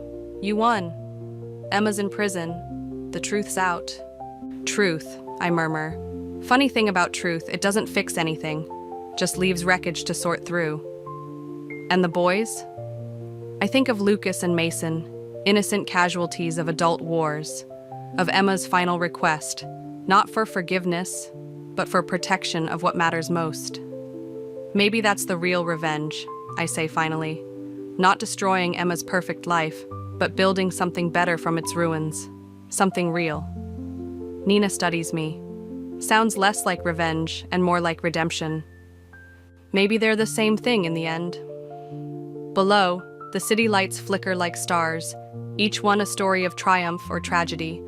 Somewhere in that maze of light and shadow, two boys wait to learn who they'll become, their mother's sons or their own men. I pull out my phone and text Ryan. I'll do it. For them, not for her. His reply comes quickly. That's exactly why she chose you. The night air carries a hint of autumn, of change coming whether we're ready or not.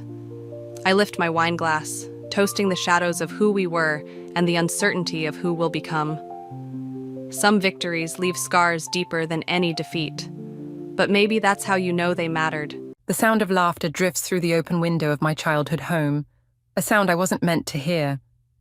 I freeze on the front path, keys dangling uselessly in my hand. My family's voices float out into the warm evening air. Mother's tinkling laugh, Emily's excited chatter, even Father's deep chuckle. A full family gathering, one I clearly wasn't invited to. I'm Isabel, The forgotten daughter, the invisible sister, the perpetual afterthought. It's perfect timing, really, Emily's voice carries clearly. While Isabel's away at that conference thing, Peter and I could start moving our stuff in. The house is way too big for just her anyway. My house, the one I bought myself after 10 years of research and grant writing, the one they mocked me for purchasing in such an expensive neighborhood. Darling, that's wonderful, Mother exclaims. You two deserve a proper home to start your family in. I step closer to the window, my heart pounding against my ribs. The roses I planted last spring brush against my legs, their thorns catching on my pants. Isabel won't mind, Peter's smooth voice adds. She's always saying how lonely that big place gets. I've never said any such thing to him. In fact, I barely speak to my sister's husband at all. Something about his perfectly practiced charm sets my teeth on edge. We should wait to tell her, though, Emily continues. You know how she gets about her things. So particular. Father's voice rumbles in agreement. Better to present it as a done deal. She'll come around. She always does. My fingers curl into fists, nails biting into my palms. They're right about one thing. I always have come around. Always swallowed my protests, smiled through gritted teeth, given in to keep the peace. 20 years of making myself smaller, quieter, less demanding. 20 years of watching Emily take and take while I fade into the background. To the new homeowners, Mother declares, followed by the clink of glasses. I back away from the window, nearly stumbling over my own feet. My chest feels tight, like all the air has been squeezed out of my lungs. They're in there toasting to the theft of my home. The one thing I've achieved that they couldn't diminish or dismiss. My phone buzzes in my pocket. A text from Emily. Hey sis, can you come over to Mum and Dad's? Family dinner tonight. The casual cruelty of it hits me like a physical blow. They're probably wondering why I'm late, playing at confusion while they plot behind my back. I stare at the message until the screen goes dark, then turn and walk back to my car. For the first time in my life, I don't respond to Emily's text. Don't make excuses. Don't smooth things over. Instead, I drive straight to Aunt Valerie's house on the other side of town. She's been estranged from the family for years. Another strong woman they couldn't control. My hands shake as I ring her doorbell. When she opens the door, her eyes widen at the sight of me. Isabel? What's wrong? I need your help, I say, my voice steadier than I feel. I'm done being the good daughter. She studies my face for a long moment, then steps aside to let me in. It's about time, she says softly. Come in and tell me everything. As I cross her threshold, I feel something shift inside me, like a door closing, or maybe opening. Either way, there's no going back now. They want to take my house. Fine, let them try. But this time, they're going to learn what happens when they push too far. This time, I push back. 3 days after discovering their plan, I sit at my parents' dining table, watching Emily monopolize yet another family dinner. The crystal chandelier catches the evening light, casting fractured shadows across her perfect smile as she details her latest achievement, organizing a charity gala that raised $5,000. The mayor himself called to thank me, she beams, cutting into her roast beef. He says I have a natural talent for bringing people together. Mother practically glows. You've always had such a gift for these things, darling. I take a slow sip of wine, letting the bitter taste linger. Yesterday, my research team secured a $1 million grant for cancer treatment studies. But I know better than to mention it now. Actually, Emily continues, that's partly why Peter and I have been thinking about the future.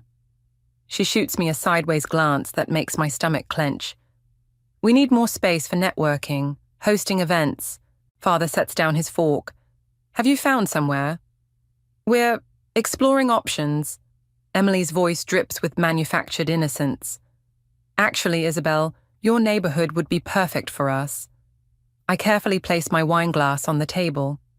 Really, houses there are quite expensive. Oh, we have ways of making it work, Peter chimes in, his smile never reaching his eyes. The market's full of opportunities if you know where to look.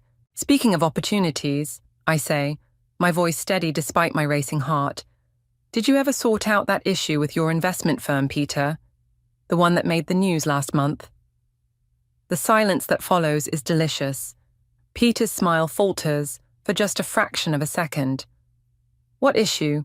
Mother asks, looking between us. Just a minor regulatory misunderstanding, Peter recovers smoothly. All resolved now. Isabel must have seen some outdated article. Funny, I continue. Butter wouldn't melt in my mouth, because I could have sworn I saw something about it just yesterday. Isabel, Father cuts in sharply, let's not discuss business at dinner. Emily was telling us about her charity work. Of course she was. Emily was always telling us about something. I watch her shoot Peter a reassuring look, her hand finding his under the table. The diamond on her finger catches the light, probably worth 3 months of his salary, if he actually earned what he claimed. Well, Emily chirps, clearly eager to change the subject, we have more exciting news. We're thinking about starting a family soon. Mother gasps in delight. The crystal glasses practically vibrate with her joy. Oh, darling, that's wonderful. Isn't it? Emily's eyes find mine again, triumphant. We'll need plenty of space for a nursery, of course, and a yard for the children to play in. The implication hangs in the air like smoke. My house has 4 bedrooms, a sprawling backyard, everything a growing family could want. Your sister's house would be perfect, Mother says, as if reading from a script. Isabel, you barely use half those rooms anyway. My fingers tighten around my fork. I use every room in my house, Mother. The 2nd bedroom is my home office, the 3rd is my library, and the 4th. But you're hardly ever there, Emily interrupts. Always at the lab, or at those boring conferences. Those boring conferences are where I present my research, I say, my voice taking on an edge. Research that could help save lives. Father waves his hand dismissively. Yes, we know all about your work. But family should come first, Isabel. Your sister needs... What about what I need? The words escape before I can stop them, sharp and clear in the suddenly silent room. 4 pairs of eyes stare at me in shock. I've broken the cardinal rule. I've disrupted the carefully maintained fiction of our perfect family dynamic. I think, I say, standing slowly, I should go. Don't be dramatic, Isabel, Mother starts, but I'm already moving toward the door. Thank you for dinner, I say, my voice perfectly controlled. I'll see myself out. As I walk to my car, I hear the front door open behind me. Izzy, wait, Emily calls out, using my childhood nickname like a weapon. You're being ridiculous. We're family. We're supposed to help each other. I turn to face her, illuminated in the porch light like an angel in a Renaissance painting. For the first time, I see her clearly. Not as my beloved little sister, but as the person she's become. Yes, I say softly, we are family. Remember that when everything falls apart. I leave her standing there, mouth open in surprise. In my rearview mirror, I watch her figure grow smaller, still framed in the doorway like a portrait of innocence about to be shattered. Aunt Valerie's living room feels like a confessional at midnight. Files spread across her coffee table, illuminated by a single lamp, casting long shadows on the walls. She hands me a thick manila envelope, her expression grim. You need to see this, Isabel. Her voice is steady, but her hands shake slightly. I've been tracking Peter's business dealings since he married Emily. What I found, it's worse than we thought. I pull out document after document, bank statements, property records, legal notices. Numbers blur before my eyes until one figure makes me stop breathing. This can't be right. Your parents remortgaged their house 6 months ago, Aunt Valerie confirms. They gave Peter the money for his investment scheme, nearly everything they had. The pieces click together with sickening clarity. That's why they want my house. They're not just helping Emily, they're desperate. Peter's firm is under federal investigation, she continues, sliding another document toward me. These complaints go back 3 years. Ponzi scheme, fraud, embezzlement. My phone buzzes. Another text from Emily. Can we talk? I hate how we left things. I ignore it, focusing on the papers in front of me. Does Emily know? About the investigation? No. About your parents' money? Maybe. But there's more. Aunt Valerie pulls out her laptop, turning it toward me. Look at these property records. My eyes scan the screen, catching on familiar addresses.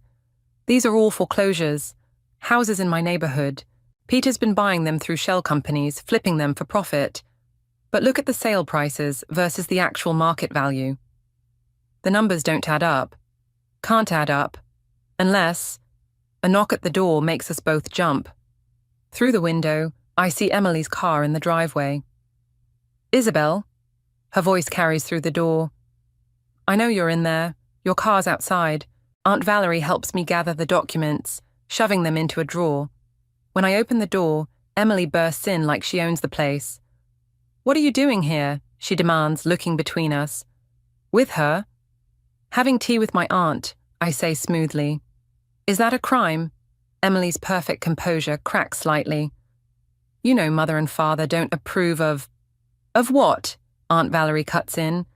Of the only person who told them the truth about their precious son-in-law 3 years ago? Emily's face flushes. That was different. Peter explained everything. Did he explain why our parents had to refinance their house? The words escape before I can stop them. The color drains from Emily's face. How did you... No. I step closer. The same way I know about the federal investigation into Peter's firm. The same way I know about the foreclosure scheme he's running in my neighborhood. You don't understand, Emily whispers. He has a plan. He's going to fix everything. With my house? My laugh sounds hollow even to my own ears. Is that why you're really here? To make sure I don't ruin your husband's latest con? It's not like that. Emily's voice rises, hysteria creeping in. We just need time, a few months in your house while we sort things out. Peter says a lot of things, Aunt Valerie interjects. But the numbers don't lie. Emily's face hardens. You've always been jealous of me, both of you. You can't stand that I'm happy, that I have everything you don't. Everything I don't? I gesture to the room around us. I have a career I built myself, a home I earned. What do you have, Emily? A husband who's about to drag our whole family down with him? You're wrong about him, she says, but her voice wavers. And if you try to interfere, I'll make sure Mother and Father never speak to you again. I meet her eyes, seeing not my little sister, but a stranger wearing her face. Go ahead, but remember, when everything falls apart, you chose this. She leaves like she arrived, in a whirlwind of self-righteous anger. Through the window, I watch her speed away, probably straight to Peter to warn him. What now? Aunt Valerie asks softly. I pull out my phone, scrolling through contacts until I find the number I need. Now we call Diana Lewis. It's time to get proof they can't ignore. The phone rings 3 times before a crisp voice answers. Lewis Investigations. I need your help, I say, watching Emily's taillights disappear into the night. My family's about to lose everything, and I need to make sure the right people go down for it. Diana Lewis spreads photographs across my kitchen counter, like a dealer laying out cards for a high-stakes game. Each image tells a story. Peter shaking hands with known fraudsters, entering buildings through back doors, passing envelopes in shadowy parking lots. Your brother-in-law's been busy, Diana says, tapping one particular photo. This man here, former SEC investigator turned private consultant. They've met 6 times in the past month.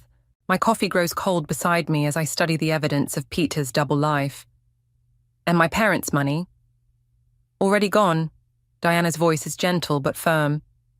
Transferred through 3 shell companies, then offshore. Classic exit strategy. The doorbell rings, making me jump. Through the peephole, I see Mother standing on my porch, clutching her designer handbag like a shield. Isabel, she calls out, please, I need to talk to you. I gesture for Diana to gather the photos, watching her slip them into a folder and disappear into my study. When I open the door, Mother bursts in, her perfectly maintained facade cracking around the edges. Emily told me what happened at Valerie's, she says, pacing my foyer. How could you say such terrible things about Peter? Are they terrible if they're true? She stops, her shoulders stiffening. He explained everything to your father. The investment opportunity was too good to pass up. Was that before or after you remortgaged the house? The color drains from her face. How did you? No. I lean against the wall, watching her. The same way I know about the federal investigation. The same way I know where Dad's retirement fund really went.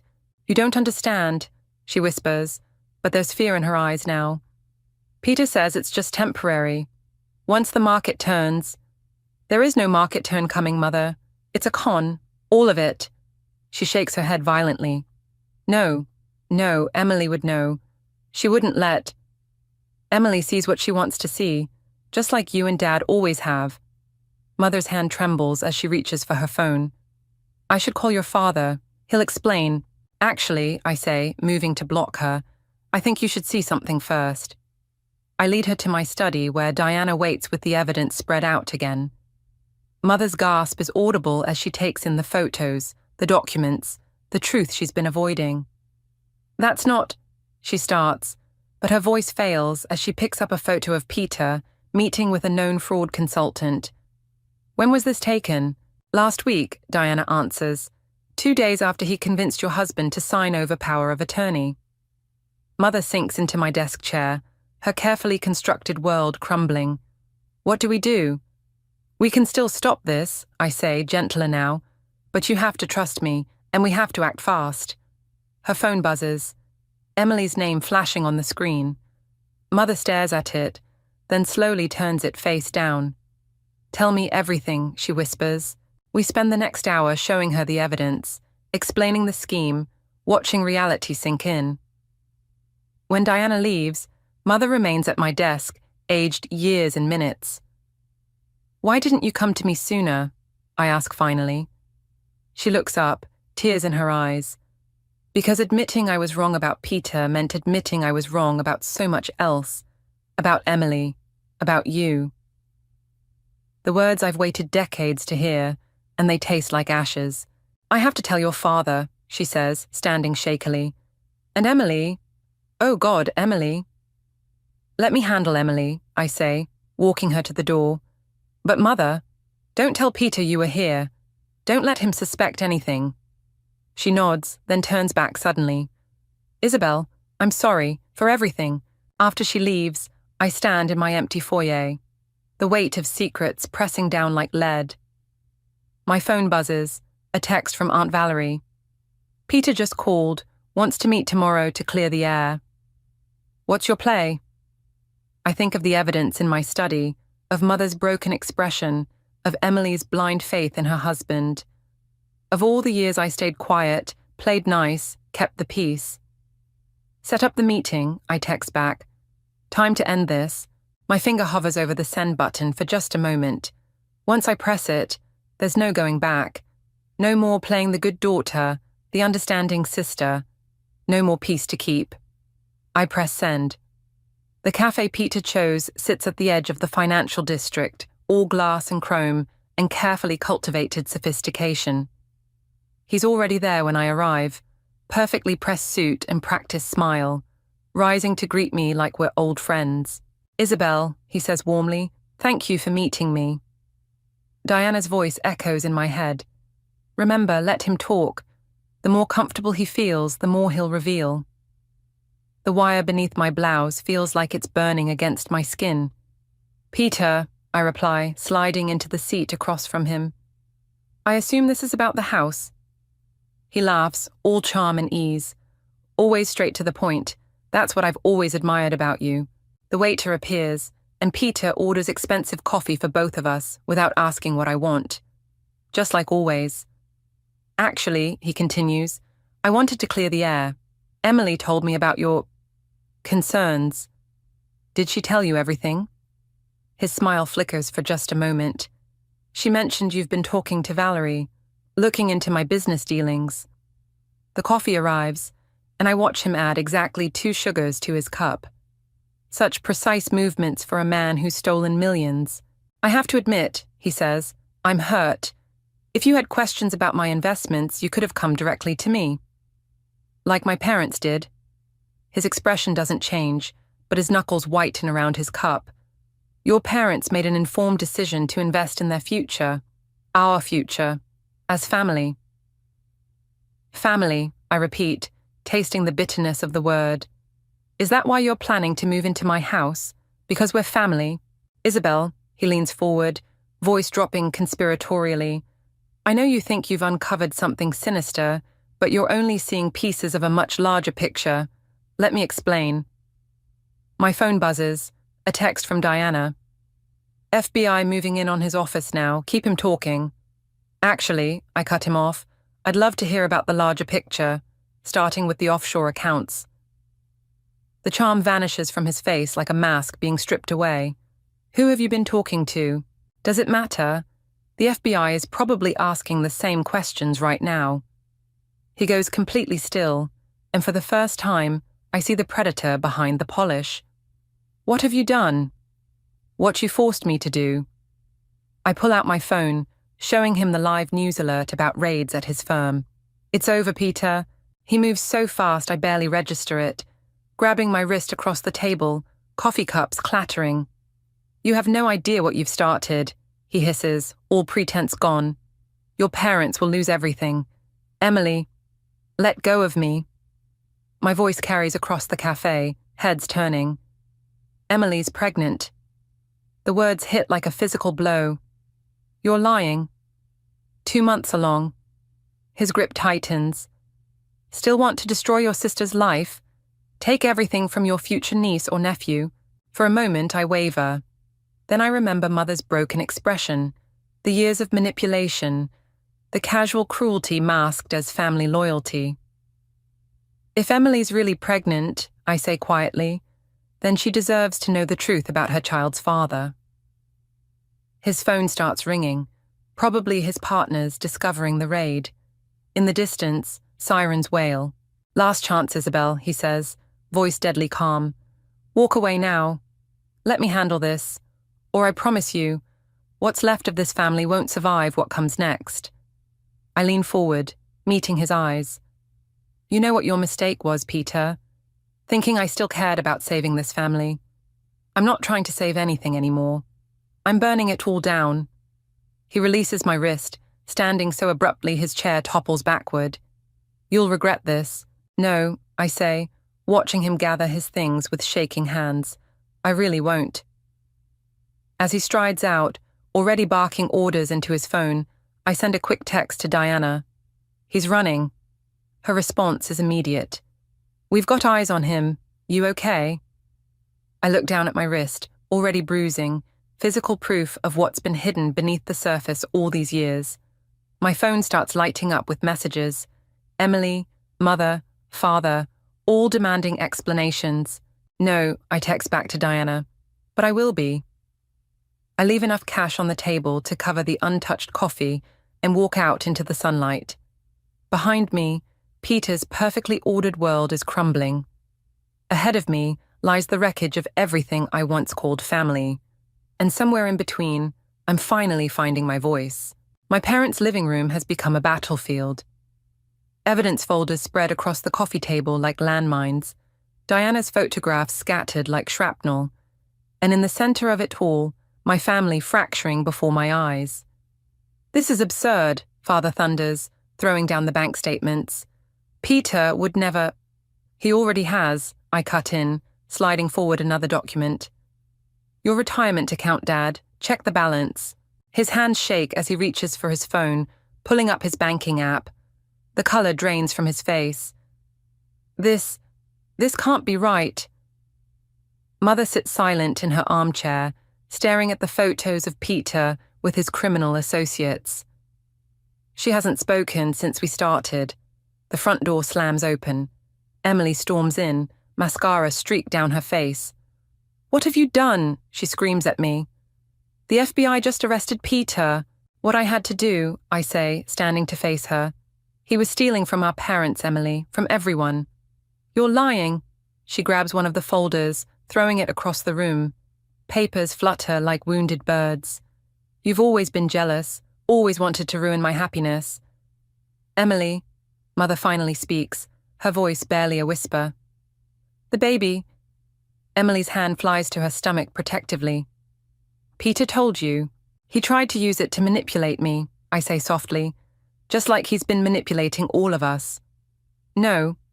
Emily backs away, shaking her head. No, you don't understand. We had plans. The house. Everything was going to be perfect. My house, I remind her, the one you were planning to take while I was away.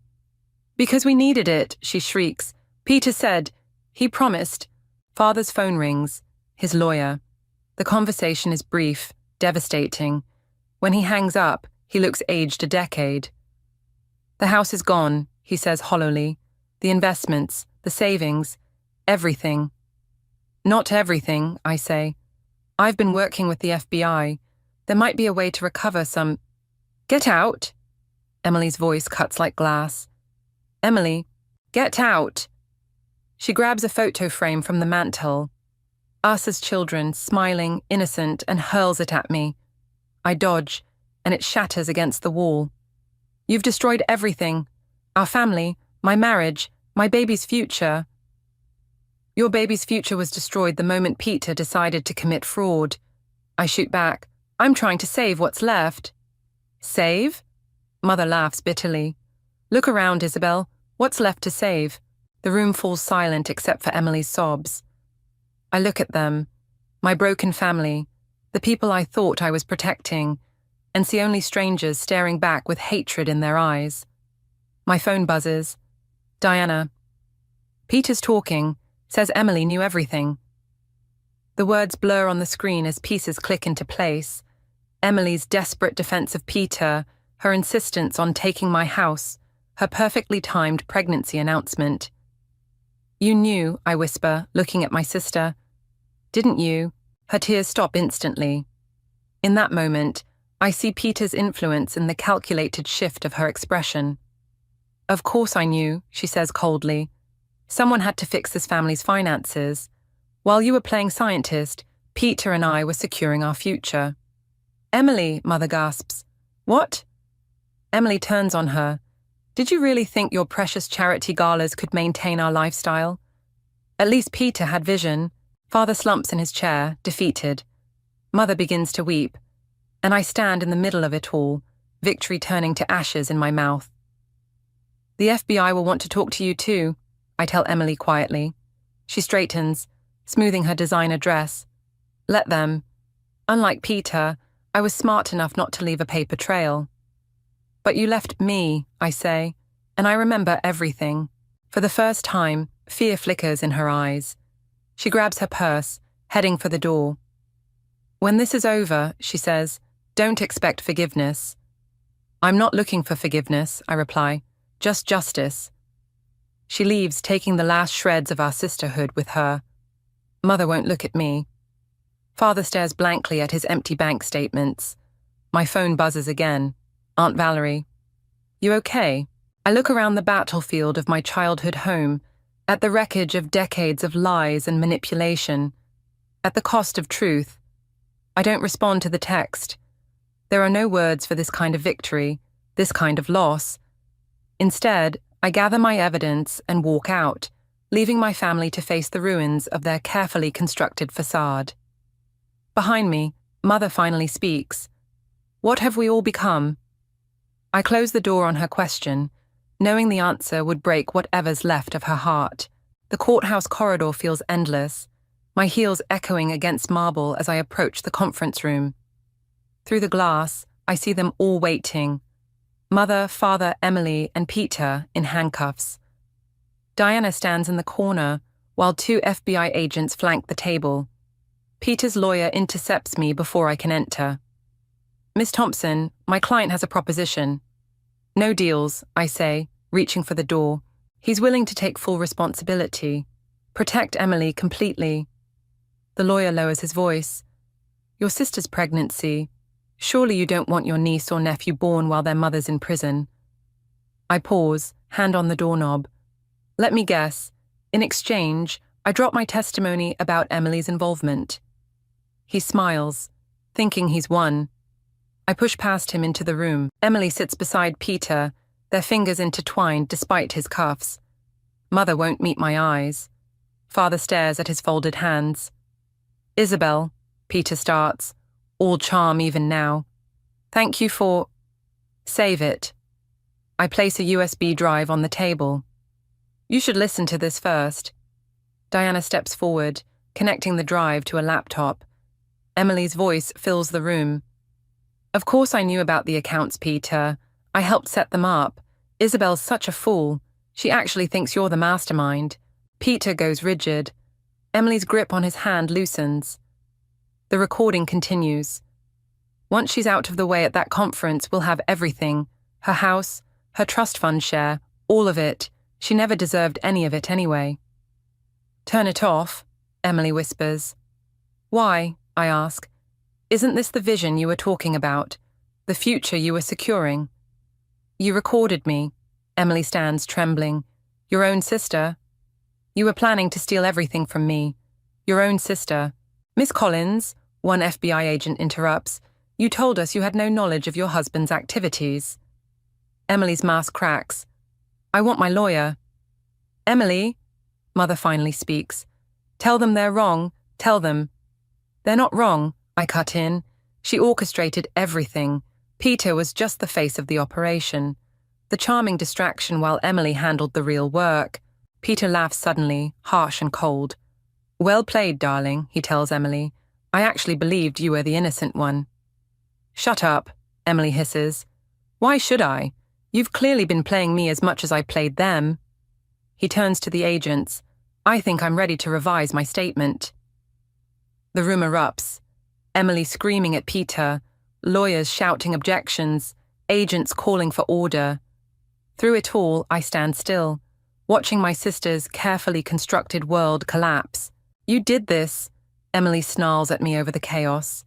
Destroyed our family because you couldn't stand seeing me happy. Happy? I step closer, voice cutting through the noise.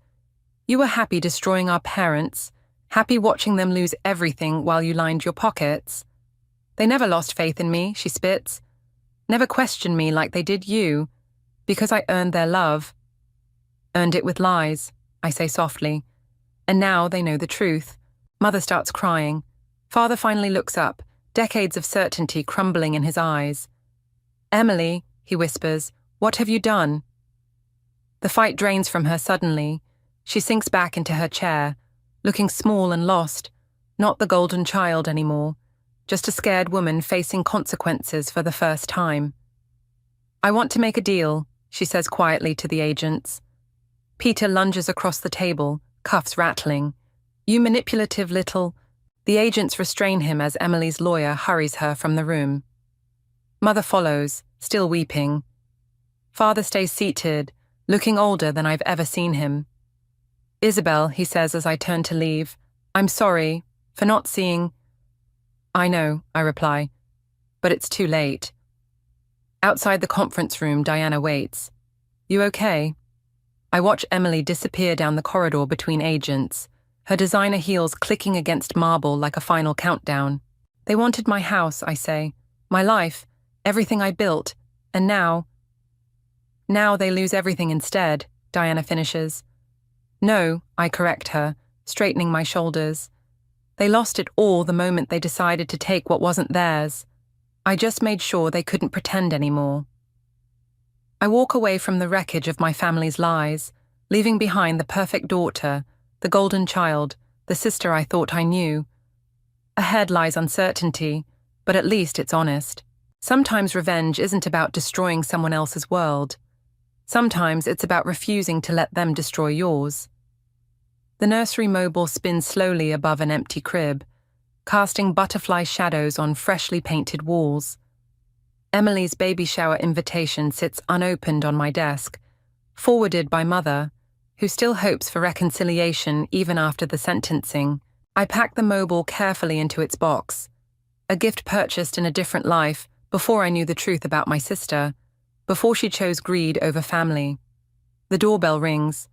Through the peephole, I see Father standing on my porch, looking smaller somehow in his worn jacket. No more tailored suits, since the restitution payments began.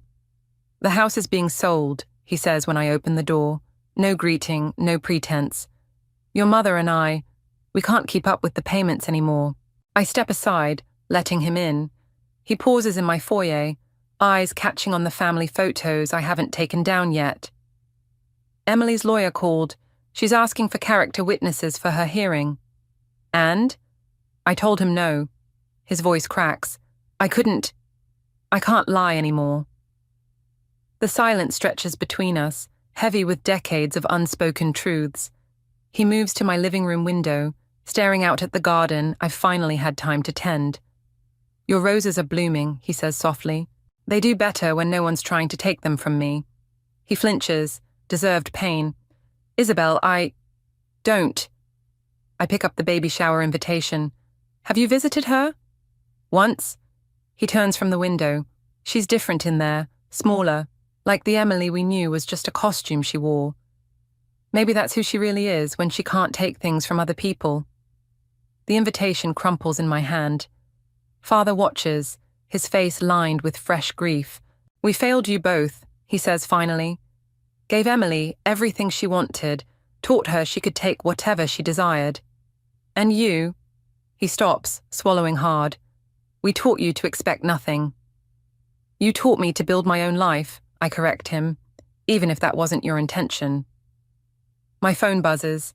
A text from Diana. Peter took the expanded plea deal, rolling on everyone.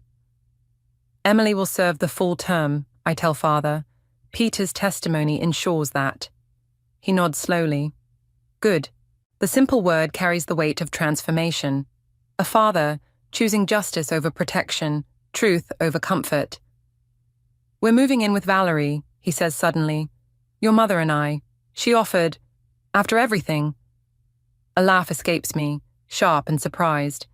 The sister you shunned for 20 years, taking in the family that cast her out. Life has a way of burning down what we thought we knew. He moves toward the door, then stops. Your mother wants to know.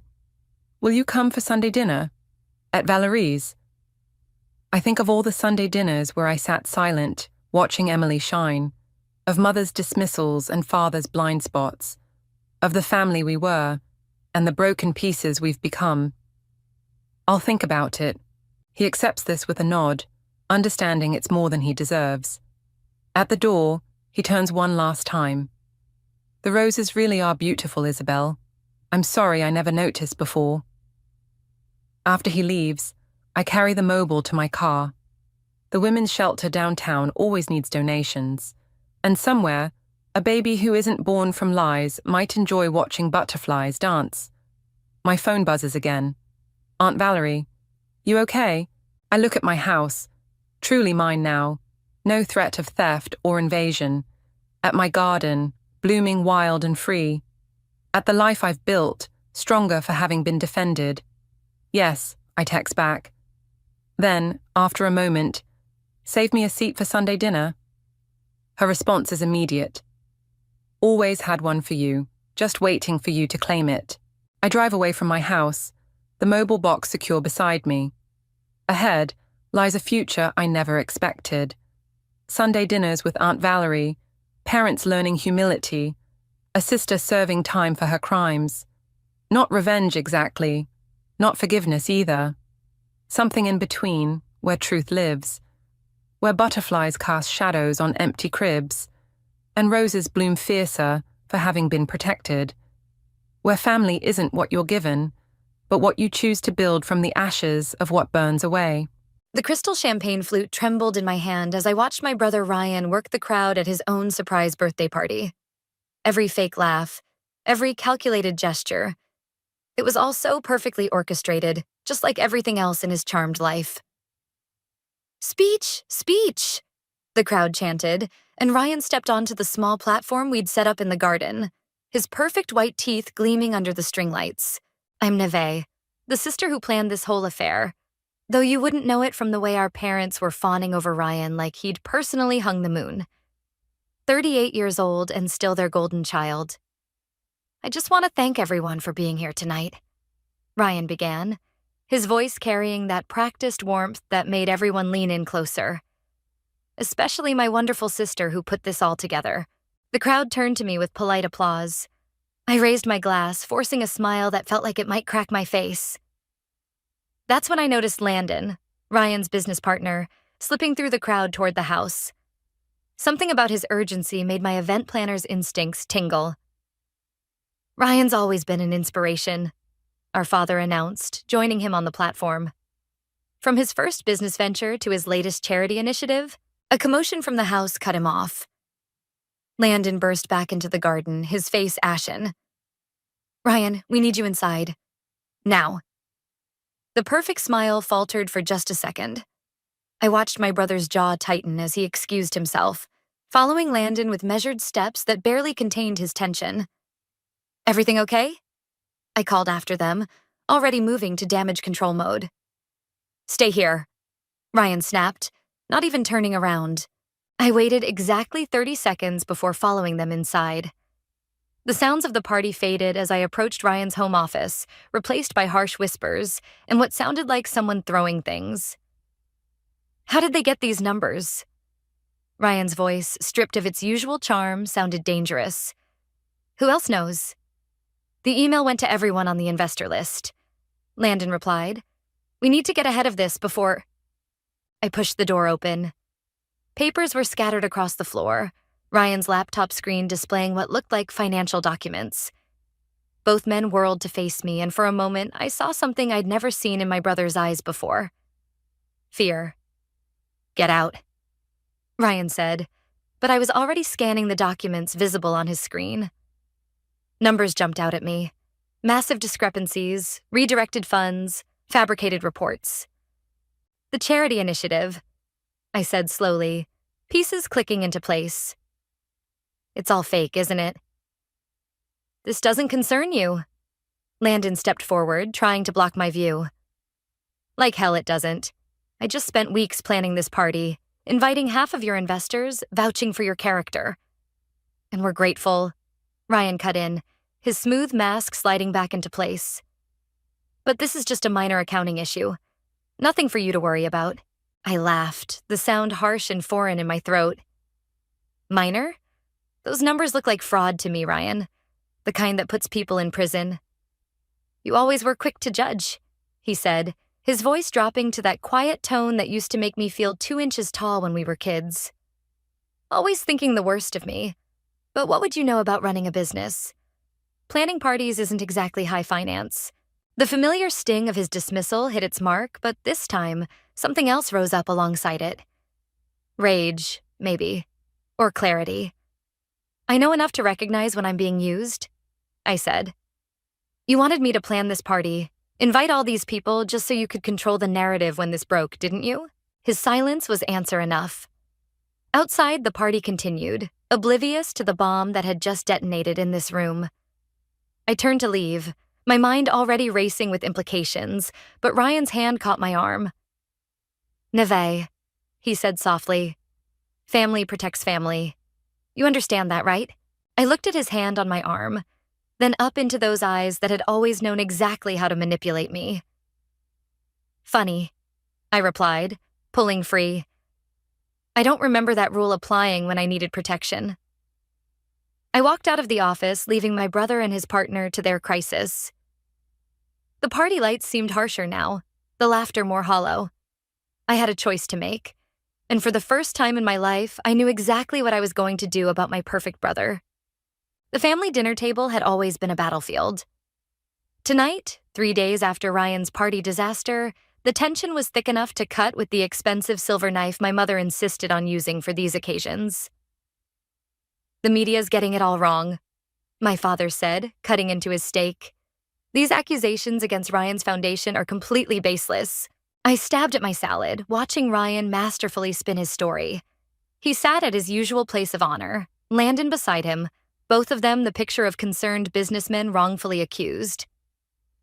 "It's just a clerical error," Ryan explained, his voice carrying that perfect note of measured concern. "Our accountants are already sorting it out. The real tragedy is how this affects the children our foundation supports." My mother reached across the table to squeeze his hand. "Of course they are, darling. Anyone who knows you knows you'd never—" "Actually," I interrupted, setting down my fork, "I'd love to hear more about these children. Which programs specifically are at risk?" The silence that followed was delicious.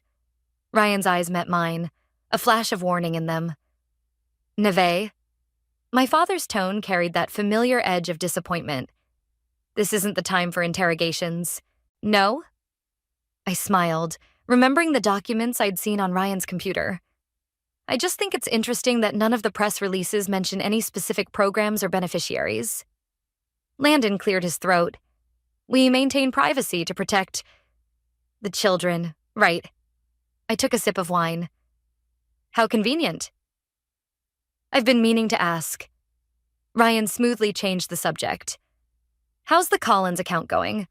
I heard there were some concerns about your proposal. My hand tightened around the wine glass. Mr. Collins was my biggest potential client, and I'd been pursuing his business for months. The fact that Ryan knew about any concerns meant he'd been talking to people he shouldn't. My proposal is fine, I said evenly, unless someone's been spreading rumors. Just looking out for you, sis, like always. Ryan's smile didn't reach his eyes. Remember that summer you tried to start your own marketing firm? If I hadn't stepped in. You mean when you told all your contacts I was unstable and unreliable? The words burst out before I could stop them. Yeah, that was real brotherly of you. Never. My mother's shock was perfectly practiced. Your brother was protecting you from making a terrible mistake. You weren't ready. I had 3 major clients lined up. I shot back, until they mysteriously backed out after meetings with Ryan. You're being paranoid. Ryan sighed, playing to his audience. Mom, Dad, I'm worried about her. She's been acting strange ever since the party. Because I saw what was on your computer? What computer? My father demanded. Nothing, Ryan and I said simultaneously, our eyes locked in silent warfare. Landon stood suddenly. I think it's time we discuss the real reason we called this dinner. He pulled out an envelope, sliding it across the table to me. We want to hire you, Neve, for a series of events to restore confidence in the foundation. I stared at the envelope, understanding dawning. You want me to help cover this up? We want you to help family, my father corrected. This could be good for everyone. Your business would benefit from the exposure. My business? I laughed, the sound harsh and bitter. My business that I built after Ryan sabotaged my first attempt? That business? Now you're just being dramatic, Ryan said softly. Take the job, Nevi. Show everyone you can be a team player for once. I stood up, my chair scraping against the floor. A team player? Like when I gave up my college fund so you could start your first business? Or when I worked 2 jobs to help Mom and Dad after your failed venture nearly bankrupted them? That's enough. My father's fist hit the table. Your brother has always looked out for this family. If you can't be grateful... Grateful? The word tasted like poison. For what? The way he's looking out for me now? Trying to make me complicit in whatever fraud he's running? Ryan's mask slipped for just a second, showing something ugly underneath. Be very careful what you're implying, sister dear. I grabbed my purse, heading for the door. Behind me, I heard my mother's disappointed sigh, my father's angry muttering. But it was Ryan's voice that followed me out. Think about the offer, Neve. Family should stick together, especially when things get difficult. I didn't turn around, but I felt his threat settle like ice in my stomach. As I walked to my car, I pulled out my phone and dialed. Maya? Remember that favor you owe me? I need everything you can find on Ryan's foundation. Everything. Maya's research landed in my inbox at 3 a.m, but I was already awake, reviewing the footage from Ryan's live interview. My brother sat there, perfectly composed in his tailored suit, spinning a story about financial transparency and commitment to charity. The morning news show host leaned forward, sympathetic. These allegations must be difficult for your family. They are. Ryan's voice cracked just enough to seem genuine. Especially since... He paused, masterfully manufacturing reluctance. Since what, Mr. Brooks? My phone buzzed. Maya, you need to turn this off. Now. But I couldn't. I watched paralyzed as my brother destroyed me on national television, since discovering my own sister might be involved in spreading these rumors. Ryan's face showed perfect concern. Nevai, she's always struggled with our family dynamic. When she started making accusations about the foundation's finances, we realized she might need help. The coffee mug slipped from my hand, shattering on the floor. On screen, the host's expression shifted to concerned fascination. Are you saying your sister is behind these allegations? I hate to say this publicly, Ryan continued, but her behavior has become increasingly erratic. She's been jealous of the foundation's success, and when we wouldn't hire her company for our events, my phone rang. Maya. He's lying, I said immediately. I know, but that's not why I'm calling. Check the files I sent, page 16. I pulled up Maya's research while Ryan continued destroying my reputation on national television. The document was a series of bank transfers, dates, amounts. I don't understand what I'm looking at. The scandal about the foundation? They leaked it themselves. Look at the timestamps. They knew exactly when those financial records would go public. They planned it. The pieces clicked together with sickening clarity. The surprise party. The convenient discovery of the financial irregularities. Ryan's perfect response, and now this interview. They're using me as a scapegoat, I whispered. It gets worse. Check your email. A new message popped up from Mr. Collins' office. Subject line, contract termination. The phone slipped from my fingers as I opened it. Professional concerns, recent developments, reputation risks. My doorbell rang, making me jump. Through the window, I saw news vans pulling up outside my house. Maya, I have to go. Don't talk to them. And Nevai, there's something else in those files you need to see.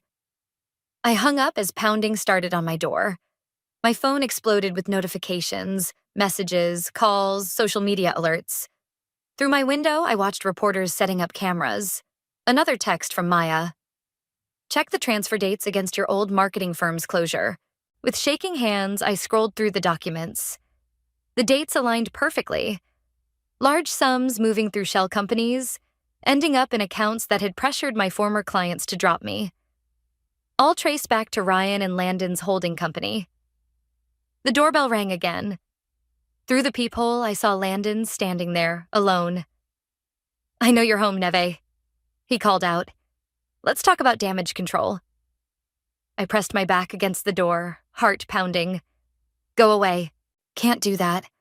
Your brother's concerned about you. We all are.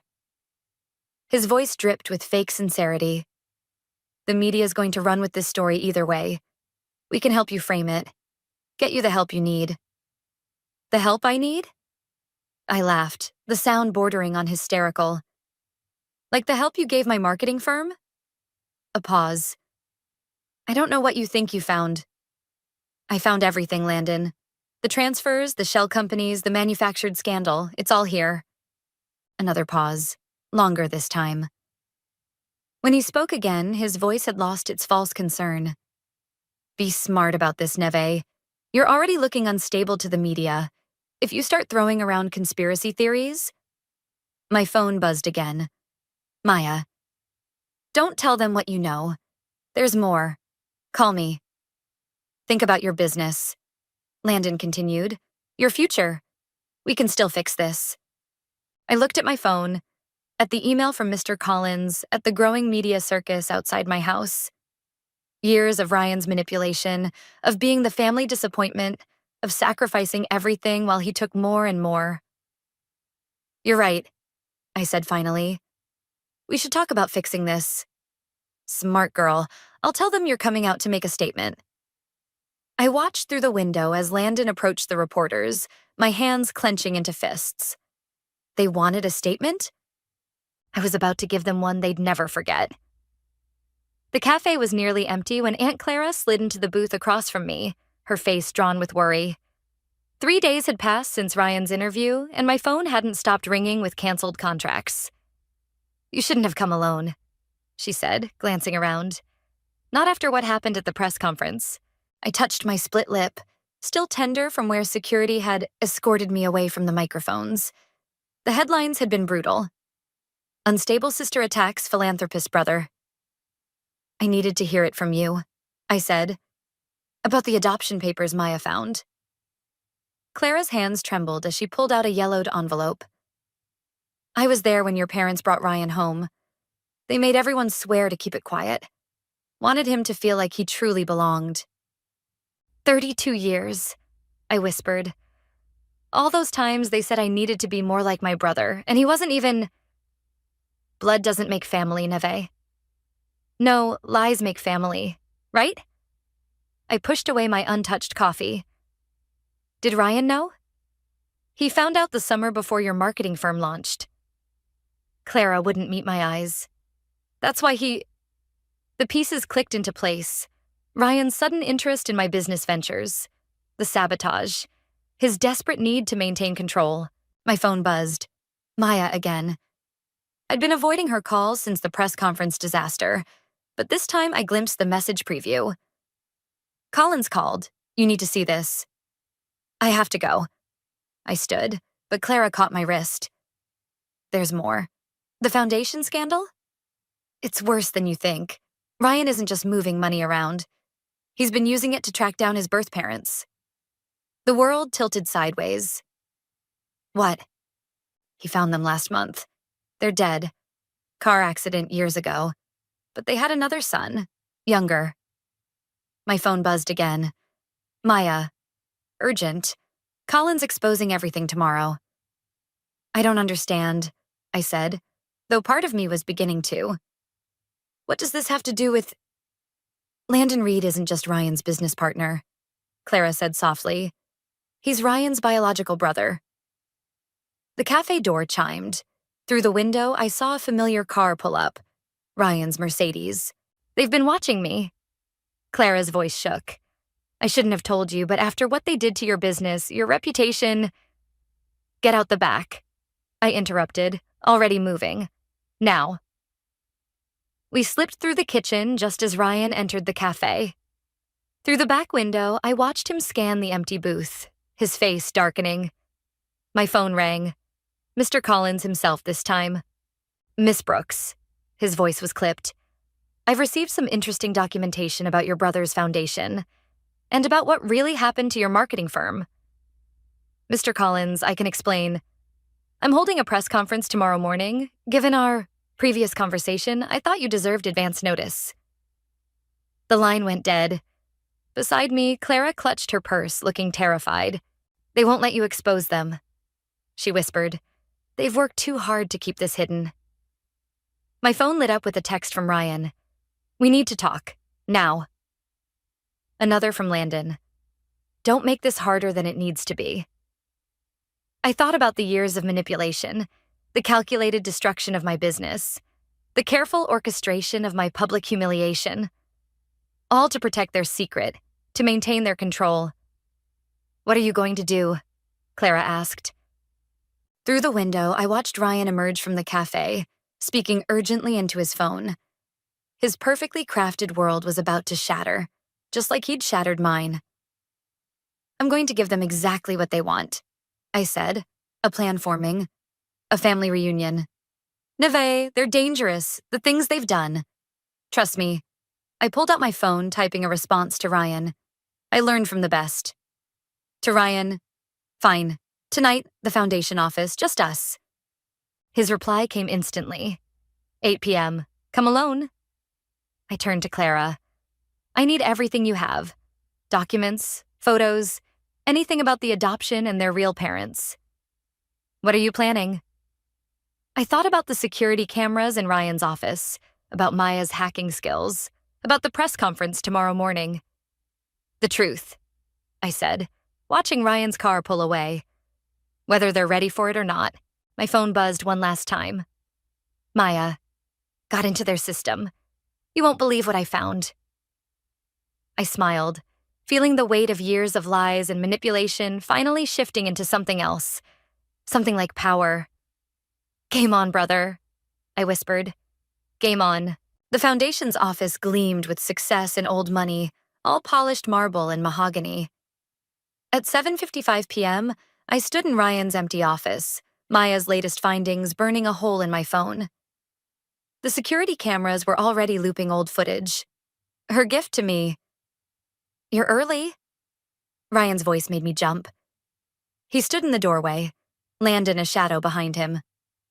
Always so eager to please. "Funny, I remember you teaching me that." I turned, noting how they positioned themselves between me and the door. "Where are the adoption papers, Ryan?" His smile flickered. "Aunt Clara's been talking. She's not the only one." I pulled out my phone, watching their reflections in the window. "Your birth parents' accident? Not very accidental, was it?" Landon stepped forward, but Ryan held up a hand. "What exactly do you think you know?" "I know you found them 6 months before they died.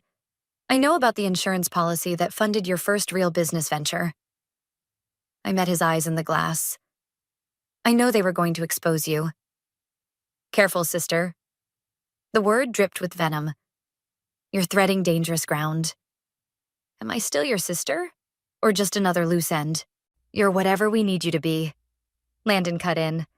"Like tomorrow's press conference. You're going to admit to fabricating evidence against the Foundation. Mental breakdown, stress-induced paranoia, take your pick." I laughed, the sound harsh in the quiet office. "That's not happening." "No?" Ryan moved closer. "What about Mr. Collins? Would be a shame if his wife learned about those private meetings you've been having." "You mean the ones where he showed me proof of your embezzlement?" "Proof?" Landon scoffed. "Your word against ours. Again. How did that work out last time?" My hand tightened around my phone. "Things are different now." "Are they?" Ryan's voice softened dangerously. "You're still the unstable little sister, desperate for attention. Who's going to believe you?" "The FBI might." I watched their reflections freeze. Maya found the offshore accounts. The real ones, not your decoys. She's been tracking your movements for weeks. Landon lunged forward, but I was ready. The taser in my purse connected with his chest, sending him sprawling. "You really think this ends with us in handcuffs?" Ryan hadn't moved, his calm more terrifying than Landon's aggression. "We own this city, Neve. The media, the police, even your precious Mr. Collins. One phone call and what? You'll destroy me again?" I turned to face him fully. "Go ahead. But first, explain something. Why keep me around at all? Why not destroy me completely years ago?" Something flickered in his eyes. Uncertainty? Fear? "Your family." "No, I'm your shield. Your perfect cover story. The unstable sister makes the perfect brother look even better, doesn't she?" "You don't understand. I understand everything now. The adoption, the accident, the foundation. It's all about control. But you missed something, Ryan. You taught me too well." My phone buzzed. Maya's signal. Somewhere in the building, hard drives were being wiped, data transferred, evidence secured. "What did you do?" Landon groaned from the floor. "Me? Nothing." I stepped over him toward the door. "But in about 30 seconds, every major news outlet will receive proof of your involvement in your birth parents' death. Funny how karma works." Ryan's mask finally cracked. "You're bluffing." "Am I? You taught me everything about manipulation, remember? About playing the long game?" I reached the doorway. "Check your phone." They both grabbed their phones as headlines started flooding in. Ryan's face went ash white. "You can't..." "Can't what? Destroy my family? Ruin someone's life?" I smiled, feeling years of pain crystallize into something harder. "Watch me." "We'll destroy you." Landon snarled, struggling to his feet. "You already tried that. My turn now." Ryan stepped toward me, desperation replacing his usual control. "Neva, wait. We can fix this. Together, like real family." I paused in the doorway, thinking of all the years I'd wanted to hear those words. That's the difference between us, Ryan. I finally learned real family doesn't need fixing. As I walked away, their phones kept buzzing with notifications, each one another nail in their carefully constructed coffin. Tomorrow's press conference would still happen, but not the way they planned. Sometimes karma needs a little push, and I'd learned from the best how to make it hurt. The charity gala was my masterpiece of revenge, every detail calculated for maximum impact. Crystal champagne flutes caught the light just right, making the ballroom sparkle like broken glass. Perfect, considering what was about to shatter.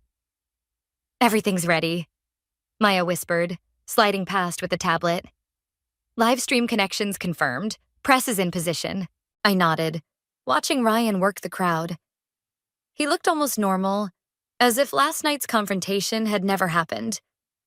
Almost, except for the slight tremor in his hands as he lifted his glass. "Quite the turnout." Mr. Collins appeared at my elbow.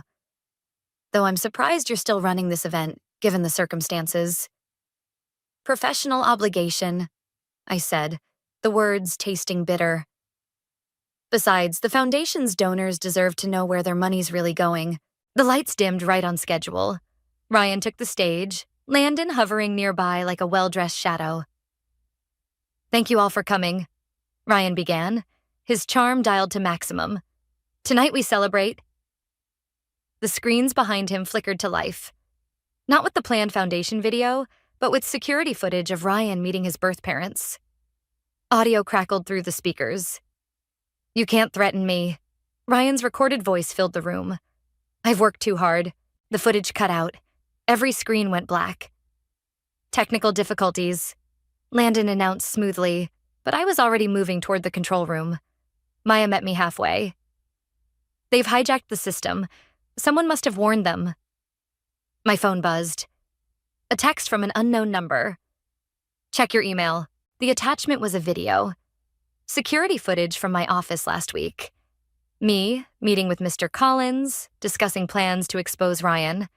But the audio had been altered, making it sound like we were conspiring to embezzle from his company. "Clever." Ryan's voice behind me made my blood freeze. "Using my own tactics against me, but you forgot something crucial." The ballroom's screens came back to life, this time showing doctored footage of me accepting bribes, falsifying documents, all perfectly edited to seem real. "What did you do?" I whispered. "Insurance policy." Landon appeared on my other side. "Been collecting it for years, just in case." The room erupted in murmurs as more footage played. Years of carefully edited moments, all painting me as the corrupt one, the manipulator, the fraud. "Miss Brooks," Mr. Collins's voice cut through the chaos. "I think we need to discuss the terms of our arrangement." "This isn't, I can explain." "Save it for the authorities," he said coldly. "They're very interested in these recordings." Security guards appeared at the doors, not the ones I'd hired, Ryan's people. Maya was nowhere in sight. "You really thought you could beat me at my own game?" Ryan's whisper was almost gentle. "I invented these plays, Neve. Every move you made, I was 3 steps ahead." "The birth parents were a trap. I knew Aunt Clara would tell you. Knew you'd try to use it." He smiled, that perfect practice smile. "Thank you for being so predictable." The guards were moving through the crowd now. My phone buzzed again. Maya. "They're blocking all outgoing communications. Can't upload the real evidence." "You have a choice," Landon said quietly. "Take the fall publicly, claim mental instability, or face federal charges. Either way, your reputation is finished." The room spun slightly. Everything I'd planned, every piece of evidence I'd gathered, all turned against me with surgical precision. Even the venue's security cameras were under their control, recording what would look like my public meltdown. "Why?" I managed. "Why go to all this trouble?" "Because you needed to learn." Ryan's voice hardened. "Family protects family. Cross that line and there are consequences." The guards were getting closer. My phone kept buzzing. Probably Maya trying to warn me, but it didn't matter now. Ryan had won. Again. "Ladies and gentlemen," Ryan addressed the crowd, his voice carrying perfectly. "I'm afraid my sister has been struggling with some issues. Tonight's unfortunate display." I ran. Past the guards, through the kitchen, out into the cold night air. Behind me, I heard Ryan's voice on the speakers, spinning the story perfectly. The tragic tale of a jealous sister's mental breakdown. My phone lit up one last time. An email from my biggest client canceling all contracts. As I stood there, watching my career and reputation crumble in real time, I finally understood what Ryan had known all along. In the game of revenge, the winner isn't the one with the truth. It's the one who tells the better story. And my brother had just written my ending. 3 days after my public humiliation, I sat in my empty office, boxing up client files. The last remnants of my career, packed away in cardboard. My phone buzzed. Maya's 20th call today. This time, I answered. "Turn on the news," she said without preamble. Now, I flicked on the small TV I used for event coverage. Ryan stood at a podium outside his foundation's headquarters, Landon by his side. "In light of recent events," Ryan was saying, "we're announcing an expansion of our charitable work. The new mental health initiative will help families dealing with—" The screen went black. Then blue. Then filled with security footage. Not the doctored versions from the gala, but raw feeds. Ryan and Landon in their office discussing the manufactured scandal. Planning my downfall. Destroying evidence. "What is this?" I whispered into the phone. "Remember Mr. Lee? Your neighbor with the obsessive security system?" Maya's voice held a hint of triumph. "Turns out he caught some interesting footage of Ryan and Landon breaking into your office last week to plant evidence." A pounding on my office door made me jump. Through the frosted glass, I saw Ryan's silhouette. "They can't stop the feed," Maya continued. "It's going to every major network, social media platform, and news outlet simultaneously. I'll call you back." The door burst open. Ryan's perfect facade had cracked completely, his face twisted with rage. "Where is it?" he demanded. "The server controlling the broadcast." "I don't know what you're talking about." I stood slowly, my hands sliding into my desk drawer where the final piece of evidence waited. "Having technical difficulties with your press conference?" "This is your last chance." Landon appeared behind him, phone in hand. "Our IT team can trace the source." "To where? Maya's network of proxy servers? Good luck." I pulled out a USB drive. "Looking for this?" Ryan lunged forward, but I was ready. "Careful, brother. One wrong move and every financial record, every doctored document, every secret you've buried goes public, including the real story about your birth parents." "You're bluffing." But his voice wavered. "We destroyed everything. Did you? Or did you destroy what you thought was everything?" I smiled, channeling his own practice charm. "You taught me well, remember? Always have a backup plan." "We'll recover," Landon said, but he was watching the TV where more damning footage played. "We always do." "Not this time." I held up my phone, showing them the incoming messages. "Mr. Collins sends his regards. Seems he doesn't appreciate being manipulated. The FBI is very interested in his statement." Ryan's mask cracked completely. "You don't understand what you've done. The people we owe money to? The ones you were paying off with charity funds?" I stepped closer. "Maybe you should have thought about that before you tried to destroy me. Again." "We're family." He tried, desperation replacing manipulation. "No, Ryan, we're not. We never were." I tossed the USB drive to Landon. "That's blank, by the way. The real files went live an hour ago." The sound of sirens filtered through my office windows. Ryan's phone buzzed continuously. Probably his lawyers, his investors, his carefully cultivated network all abandoning ship. "You could have had everything," he said quietly, "if you just played your role." "That was your mistake," I replied, thinking I was still playing a role. The sirens grew louder. Landon grabbed Ryan's arm. "We need to go, now." "It won't stick," Ryan said, but his confidence was gone. "We'll find a way to spin this." "Goodbye, Ryan." I sat back down at my desk, starting to unpack the boxes. "Give my regards to our parents. I'm sure they'll find a way to blame this on me too." They fled as red and blue lights filled the windows. I watched them go, feeling strangely empty. On TV, their carefully constructed world continued to unravel in high definition. My phone buzzed. Mr. Collins. My wife's 50th birthday still needs planning, if you're interested. Then Maya. Need help unpacking those boxes? I looked around my office at the career I'd built, lost and reclaimed. At the evidence of a life lived in someone else's shadow, now finally stepping into the light. Actually, I texted back, I think it's time for a renovation. Outside, karma was finally catching up with Ryan and Landon. But inside, for the first time in my life, I felt free of their shadow. Sometimes the best revenge isn't about destroying someone else's world, it's about rebuilding your own. The Collins anniversary celebration sparkled with understated elegance. My first major event since Ryan's arrest. No crystal champagne flutes this time. Sometimes simple wine glasses tell a better story. Perfect, as always, Mr. Collins said, watching his wife laugh with guests.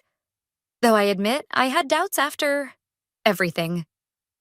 So did I admitted, adjusting a centerpiece.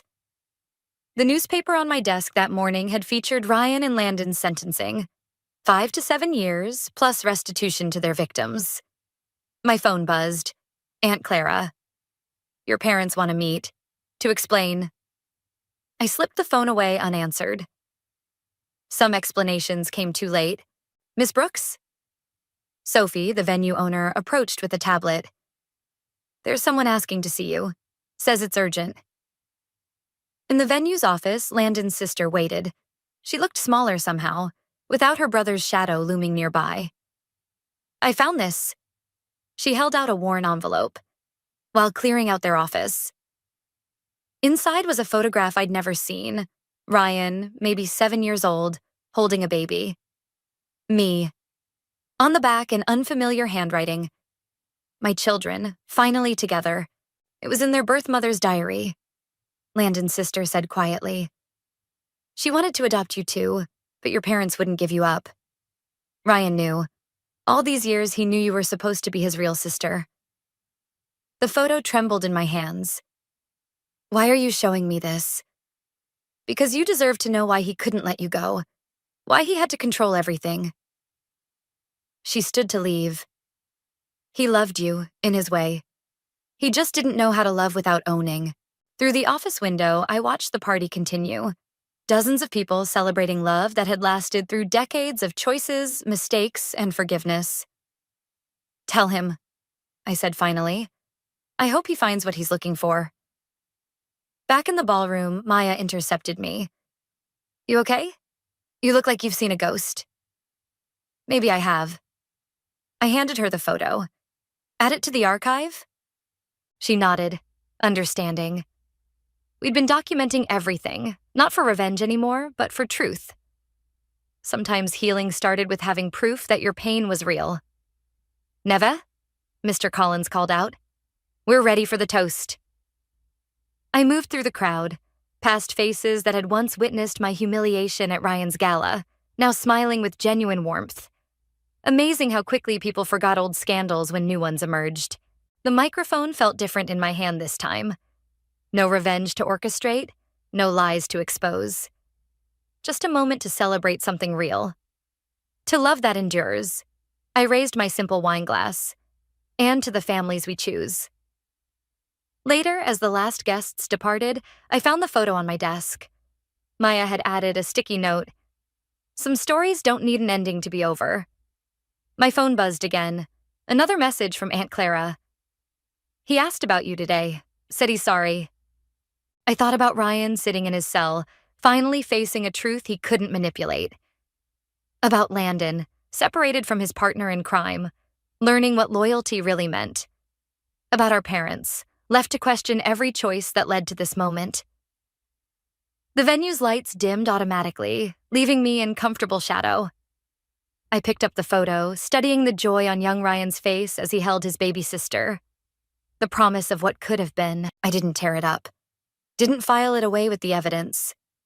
Instead, I left it on Sophie's desk with a note. For your wall of memories. Sometimes the best stories are the ones we choose not to finish. Outside, the night air carried the scent of approaching rain. Maya waited by her car. Ready to go? The team's waiting to celebrate. I looked back at the venue one last time. At the simple elegance that had replaced crystal perfection. At the honest success built from the ashes of revenge. Actually, I smiled, feeling lighter than I had in years. I think I'll walk. Sometimes the heaviest shadows are the ones we choose to carry, and sometimes letting them go is the sweetest revenge of all. I stepped into the night, leaving the photo and its unfinished story behind. Ahead, the city lights beckoned with possibilities that had nothing to do with the past. It was time to plan something new. The crystal champagne flute shattered in my hand, sending shards across the marble floor of my brother's new mansion. Blood trickled down my palm, but I barely noticed. My eyes were fixed on Jessica's face as she announced her pregnancy to our stunned family gathering. I'm Maya, and I know when someone is lying. 15 years of raising 3 boys has given me a sixth sense about deception. The way Jessica's fingers twitched against her designer dress, how her smile never quite reached her eyes. Everything screamed false. Congratulations! Mark, my husband, stepped forward to hug Alex while shooting me a warning glance.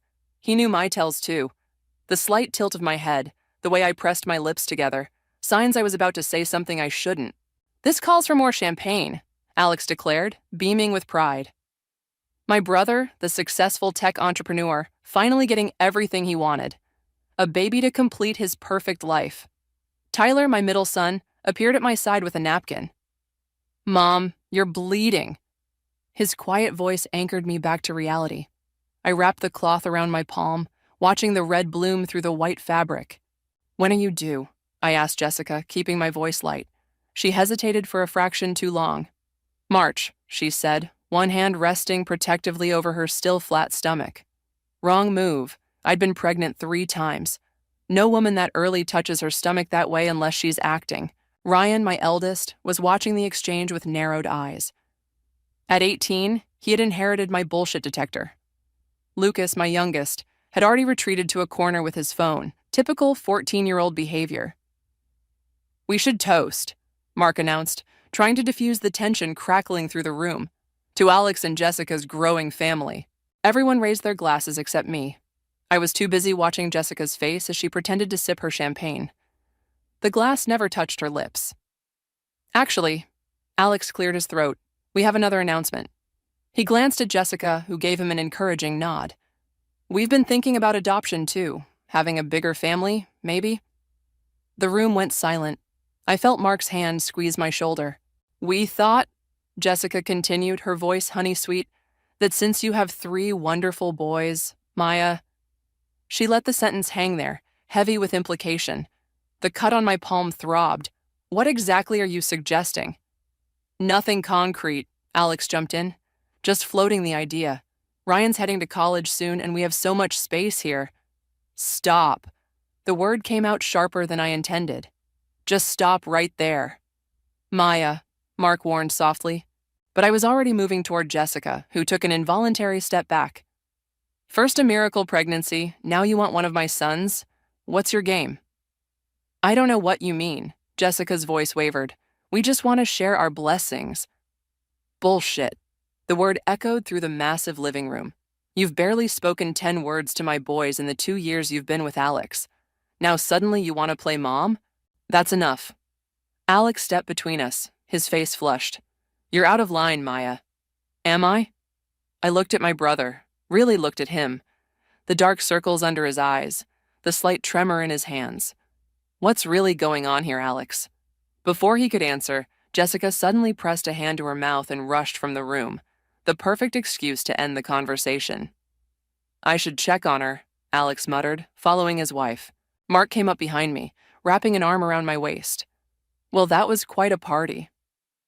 I watched my 3 sons huddled together, whispering. Ryan's protective stance, Tyler's concerned frown, Lucas's defiant glare. My boys.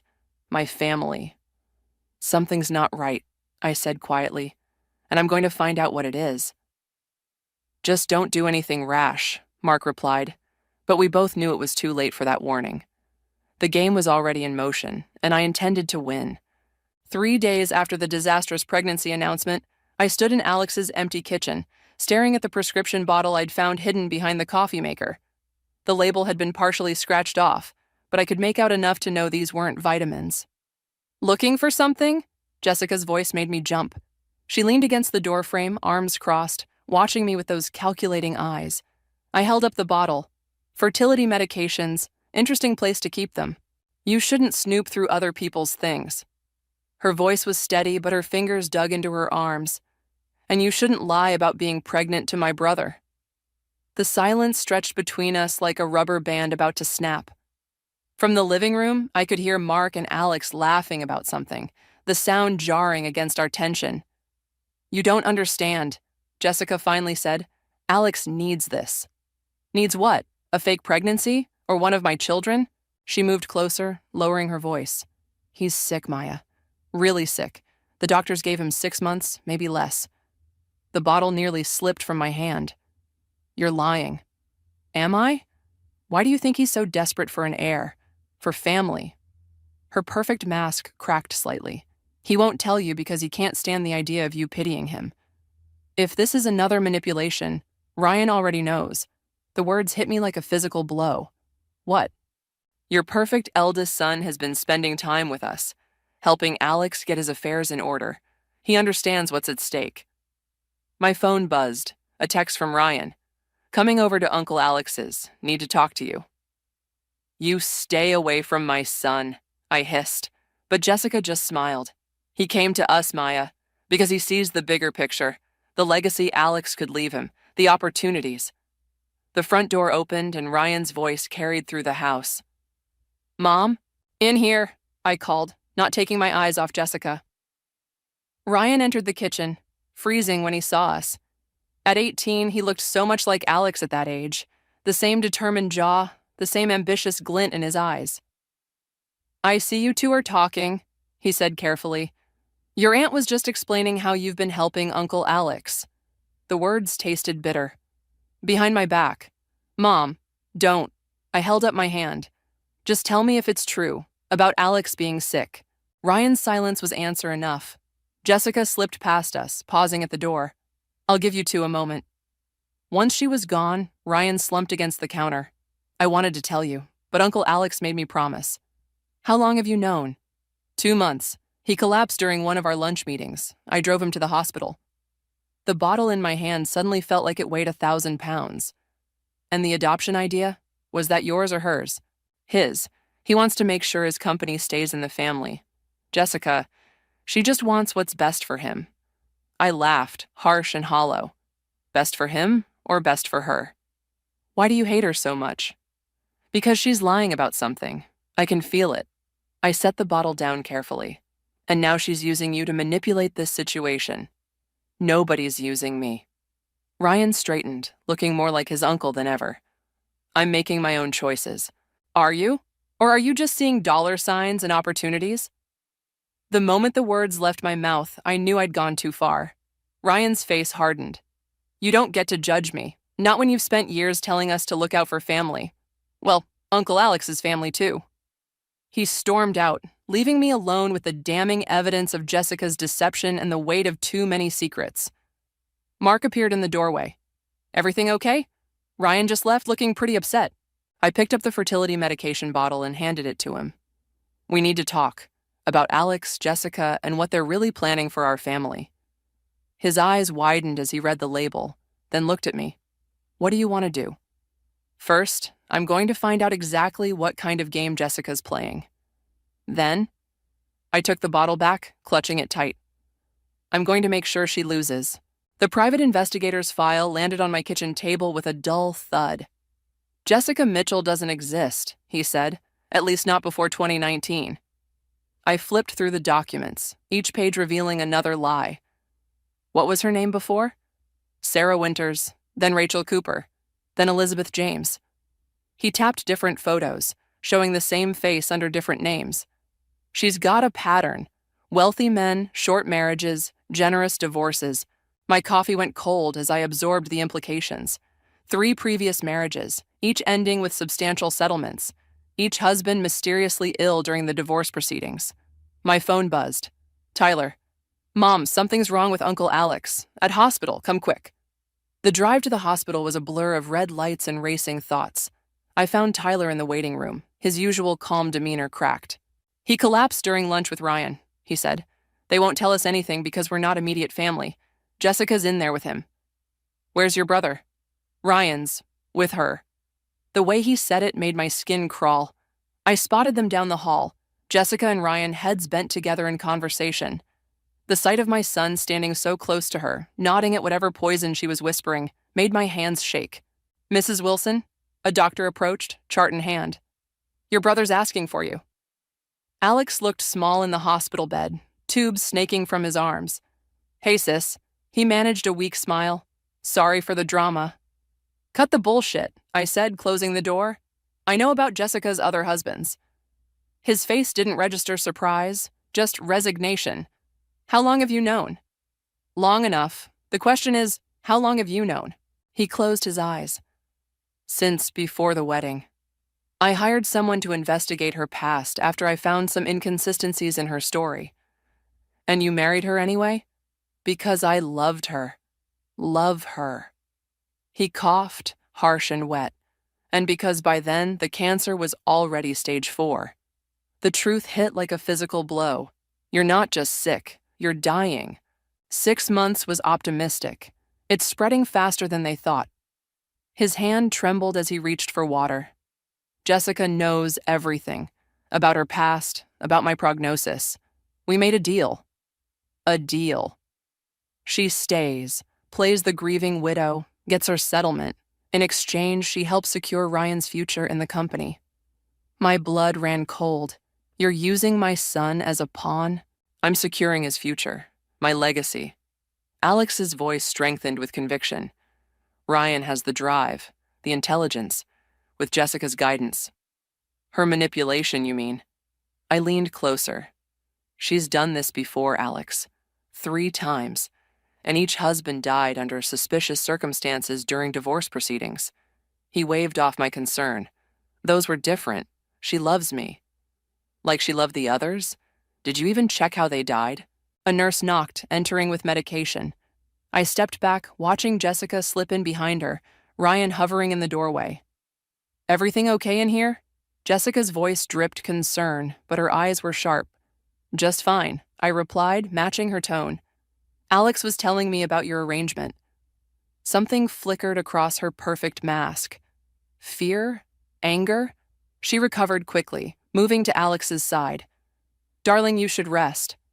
Mom, Ryan started, but I cut him off. Not now. I headed for the door, pausing beside my son. We'll talk about this at home. In the hallway, Tyler waited with Lucas, who had finally arrived. Is Uncle Alex okay? I looked at my younger sons, untouched by Jessica's influence, and made a decision. No, he's not, and neither is your brother. What do you mean? Lucas asked. Through the window, I watched Jessica adjust Alex's pillows, playing the devoted wife while Ryan looked on admiringly. The perfect picture of family devotion, except I'd seen the autopsy reports of her previous husbands. All 3 had died from seemingly natural causes, their symptoms matching Alex's current condition perfectly. It means, I said, pulling my sons close, that we're going to save your uncle and your brother, whether they want to be saved or not. How? Tyler asked. I thought of the private investigator's file, of Jessica's pattern, of my son being drawn into her web. By destroying Jessica before she can destroy our family. The boys exchanged worried looks, but I was already planning my next move.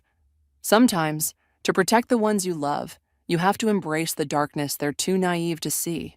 The toxicology report sat unopened on my laptop screen for 20 minutes before I found the courage to click. 3 previous husbands, 3 similar patterns of declining health. Trace amounts of thallium found during the final autopsy of husband number 2, dismissed as environmental exposure. My phone lit up with a text from Ryan. Meeting Jessica for lunch to discuss Uncle Alex's treatment options. Don't try to stop me. I closed the laptop and grabbed my keys, but Mark blocked the doorway. Before you go charging in there, we need to talk. She's poisoning my brother, Mark, and our son is walking right into her web. I know. He held up a manila envelope. The private investigator found something else, about Ryan. Inside were photos. Ryan and Jessica at various restaurants, coffee shops, his hand on her arm, her fingers brushing his shoulder. The timestamps went back months, long before Alex's diagnosis. It gets worse, Mark said quietly. Check the bank statements. $10,000 transferred from Jessica's personal account to a new account in Ryan's name. The date matched Alex's first hospital admission. My hands shook as I dialed Ryan's number. Straight to voicemail. He's not at lunch with Jessica, Tyler said from the stairs, making me jump. He's at the hospital with Uncle Alex.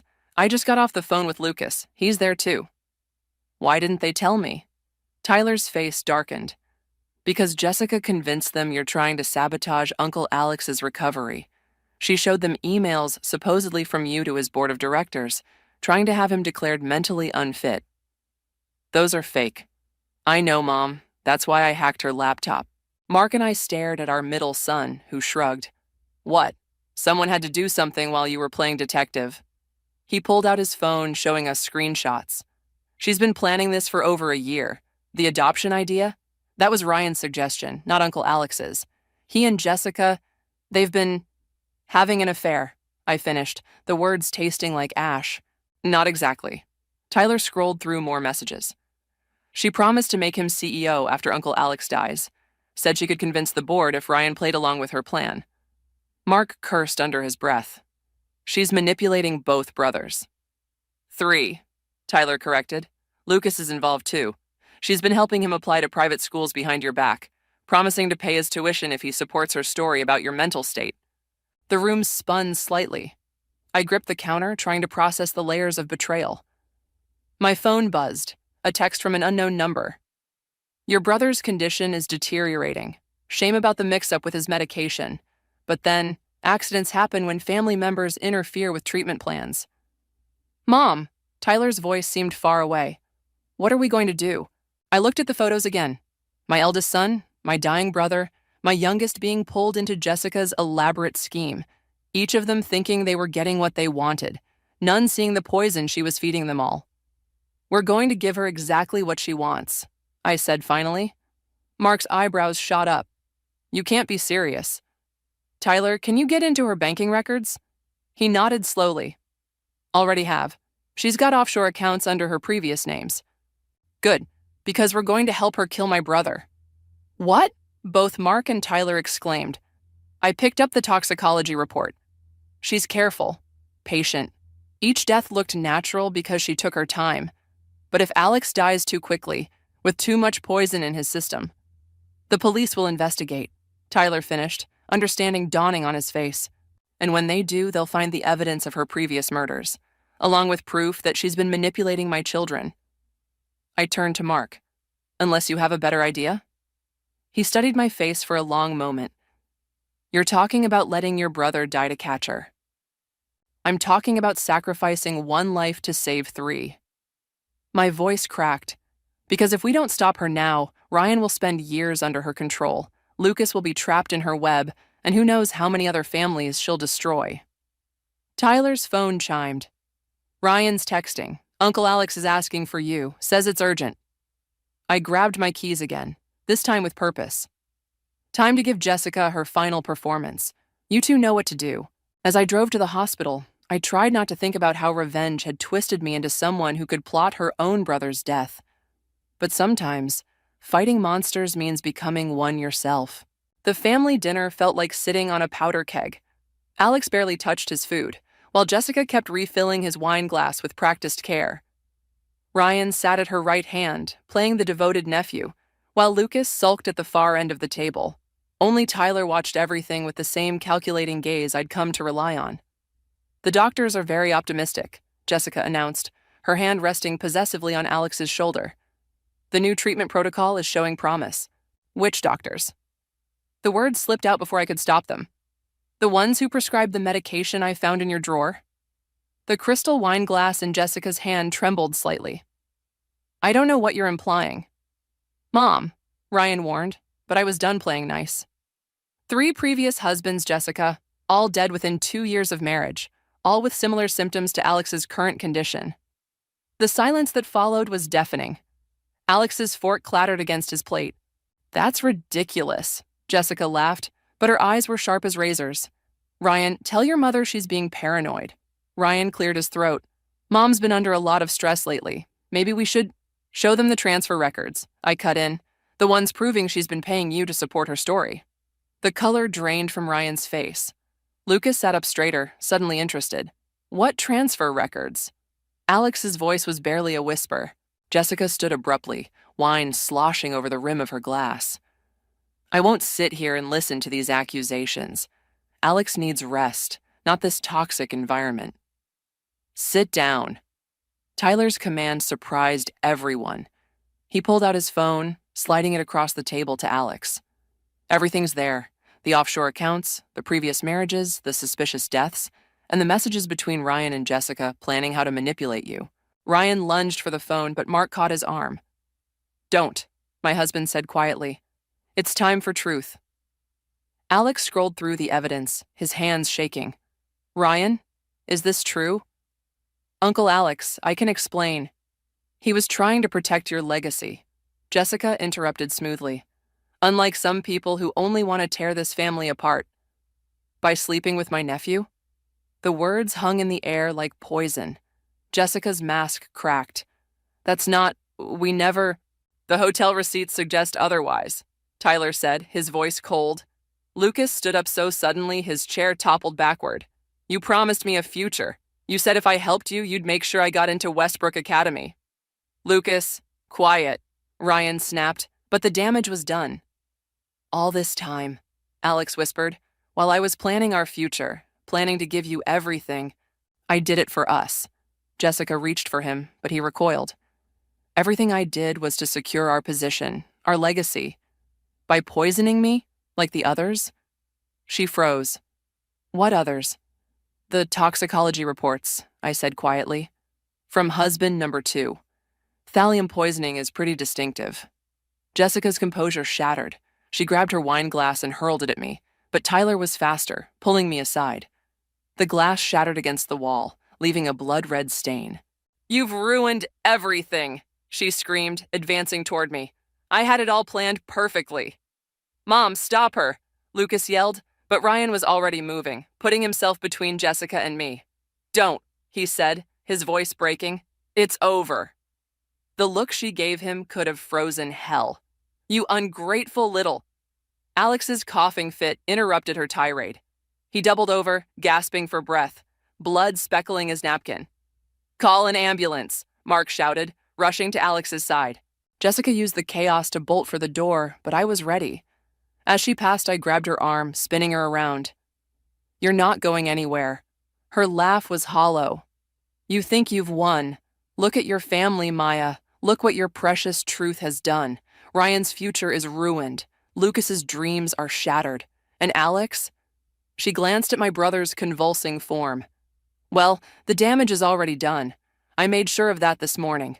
She twisted free and ran, leaving me torn between pursuing her and helping Alex. The sound of sirens grew closer as I watched my family fracture before my eyes. Ryan knelt beside his uncle, tears streaming down his face. Lucas huddled in a corner while Tyler called the police. Mark caught my eye across the chaos, and I saw my own horror reflected there. We'd exposed the truth, but at what cost? And somewhere out there, Jessica was escaping with all our secrets, all our weaknesses, and nothing left to lose. The game wasn't over.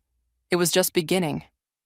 The hospital corridor stretched endlessly before me as I followed the trail of blood drops, tiny crimson breadcrumbs leading to my brother's room. Alex had collapsed again during his attempted escape, proving Jessica's morning dosage had been particularly lethal. He's asking for you, the nurse said, but her expression suggested I shouldn't expect much time. Inside, machines beeped in irregular rhythm. Tyler sat in the corner, laptop open, frantically tracking Jessica's financial movements. Mark stood guard at the door while Ryan paced like a caged animal. Where's Lucas? I asked. Gone, Ryan spat, following Jessica's breadcrumbs about some private school connection. He won't answer his phone. Alex's hand trembled as he reached for me. The safe, he whispered, behind the Kandinsky in my study. Everything you need. His monitors screamed. Medical staff flooded the room, pushing us out. Through the chaos, I caught Ryan slipping something into his pocket, a piece of paper from Alex's bedside table. What did you take? He met my gaze with Jessica's same cold calculation. Insurance. Against what? Against you destroying everything Uncle Alex built. He backed away. You think you're protecting this family? You're tearing it apart. Before I could respond, my phone buzzed. An unknown number. The text contained only an address and 4 words. Lucas says hello, sister dear. Tyler looked up from his laptop. Mom, Jessica just emptied all of Alex's accounts. Every penny gone. The doctor emerged, his face grave. We've stabilized him, but the toxicology report shows massive organ failure. Whatever he was given will kill him, I finished. That's the point. My phone buzzed again. A photo this time. Lucas sitting in what looked like a private school office. Jessica's manicured hand visible on his shoulder. She's at Westbrook Academy, Tyler said, already pulling up the location. But Mom, there's something else.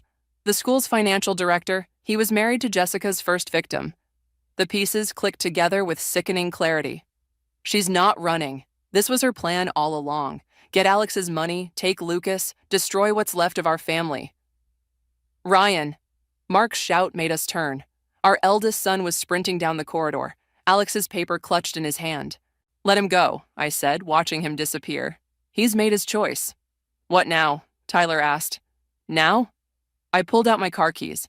Now we finish this. Mark, stay with Alex. Tyler, I need everything you can find on Westbrook Academy and Jessica's connection to it. And call the police. Tell them where to find her. Mom, Tyler's voice cracked slightly. What if we're too late? What if Lucas? Don't. The word came out sharper than intended. Your brother's not the only one she's trying to destroy. This is about legacy, about family. She's taken my brother, corrupted Ryan, and now she's using Lucas to complete her revenge. Revenge for what? For being the family she could never have. The realization hit me as I said it. Every husband, every manipulation. She's been trying to create the perfect family, then destroying it when it proves imperfect. My phone buzzed one final time. A video. Lucas staring into the camera, tears streaming down his face. Mom, I'm sorry. She says if you don't bring Alex's new will to Westbrook within the hour, she'll make sure Ryan takes the fall for everything. The affairs, the poison, all of it. She has proof. The screen went black. Tyler's fingers flew across his keyboard. Mom, the police are on their way, but they won't make it in time. I checked my watch. How long can you keep Alex stable? Mark's face darkened. You can't be serious. Jessica wants to destroy our family? Fine, let's give her what she wants. I pulled out my own copy of Alex's will, the one she didn't know about. But this time, we play by my rules. Maya. Mark grabbed my arm. This isn't about revenge anymore. This is about survival. No, I said, shaking him off. This is about justice. For Alex, for her other husbands, for our sons. I headed for the door. Sometimes the only way to protect your family is to be willing to lose them. Behind me, the monitors tracking Alex's heartbeat grew fainter, like a countdown to what was coming. I had less than an hour to save one son, stop another from destroying himself, and prevent a murderer from completing her masterpiece of destruction. And somewhere in the gathering darkness, Jessica waited, thinking she'd finally won. She had no idea what a mother protecting her children was capable of. It was time to show her. Westbrook Academy's empty hallways echoed with my footsteps as I approached the headmaster's office. Through the frosted glass, I could make out 3 silhouettes: Jessica, Lucas, and Ryan. Of course, Ryan would be here. He'd chosen his side. Right on time, Jessica called out as I entered. She sat behind the headmaster's desk like she belonged there, Lucas rigid beside her, Ryan leaning against the window with Alex's papers clutched in his hand. Where's the real headmaster? I asked, though I already knew. Indisposed. Food poisoning, such a shame. Her smile didn't reach her eyes. The will? I placed a manila envelope on the desk. First, let Lucas go. Mom, Lucas's voice cracked. I'm sorry, I thought... Quiet, Jessica snapped. Ryan, verify the documents. As Ryan reached for the envelope, I noticed something odd about his stance. The slight tremor in his hands, the way he wouldn't meet my eyes. He was scared. It's fake, he said after scanning the papers. This isn't Uncle Alex's signature. Jessica's facade cracked slightly. Where's the real will? With the police. Tyler's voice came from my phone in my pocket on speaker, along with the evidence from your previous husband's deaths. They're on their way. You're bluffing. But Jessica's hand slipped into her desk drawer. The headmaster didn't have food poisoning, did he? I took a step forward. He recognized you from your first husband's case. That's why you needed him gone. Mom, Ryan warned, but I kept going. 3 husbands, 3 schools, 3 destroyed families. Always targeting men with sons, always playing the perfect stepmother, until they discovered the truth. Jessica pulled out a syringe, grabbing Lucas. Stay back. That's thallium in there, isn't it? Same thing you gave Alex this morning. Ryan's been helping you administer it for weeks, hasn't he? Lucas struggled, but Jessica held firm. Ryan moved toward them, his face unreadable. You don't understand. Jessica's voice shook. I gave them everything. Every husband, every family. I tried to be perfect, to create something lasting, but they always chose their blood relatives over me. Always. So you killed them? I set them free, and I gave their sons better opportunities, better futures. By manipulating them, by destroying their families, by saving them from mothers like you. She pressed the syringe against Lucas's neck. So protective, so righteous. But you're suffocating them. Ryan understands. Don't you, Ryan? But Ryan wasn't looking at Jessica anymore. He was looking at his phone, at the text I knew Tyler had just sent him. Proof that Jessica had already transferred Alex's money to an account in her name alone, leaving Ryan with nothing. You promised, he whispered. You said we'd build something together, that I'd inherit. Oh, grow up, Jessica spat. You were just like the others, so desperate for approval, so easy to mold. The syringe trembled against Lucas's skin. One push, and my youngest would suffer the same slow death as Alex. Mom, Lucas whimpered, and in that moment I saw my opening. Jessica, I said softly, there's something you should know about the will. She hesitated. What? Alex changed it last week, left everything to you, no conditions, it's in his safe at home. You're lying. Check your phone. Tyler just sent you the proof. As she reached for her phone with her free hand, Ryan moved. In one fluid motion, he grabbed the syringe and pulled Lucas away. Jessica lunged forward, but I was ready. The punch connected with her jaw, sending her sprawling across the desk. That's for my brother, I said as she struggled to rise. And this, I grabbed her hair, slamming her head against the wood, is for my sons. Sirens wailed in the distance. Ryan held Lucas as he sobbed, the syringe safely out of reach. Mom, Ryan's voice broke. I didn't know. I know. I kept Jessica pinned as footsteps thundered down the hallway. We'll talk about it later. As the police burst in, Jessica started laughing. You think this is over? Your precious family is already destroyed. Look at them. The trust broken, the bonds shattered. I've already won. I leaned close as they handcuffed her. No, Jessica. You just taught my sons what real family looks like. It's not perfect. It's not even always good. But we protect our own, even from themselves. The police led her away, her laughter echoing through the halls like a dying curse. My sons stood together, broken but alive, and I realized that sometimes victory looks a lot like survival. The key felt heavy in my hand as I unlocked Alex's front door.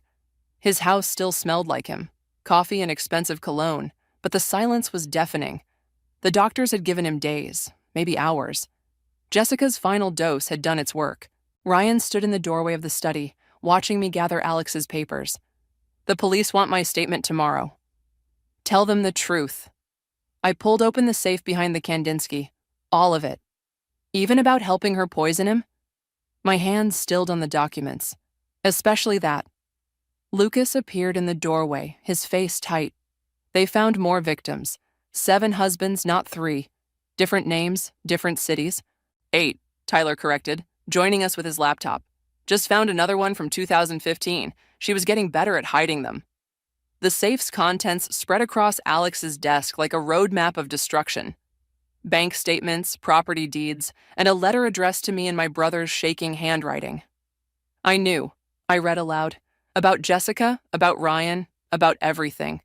But I thought I could protect them both. Forgive me, little sister.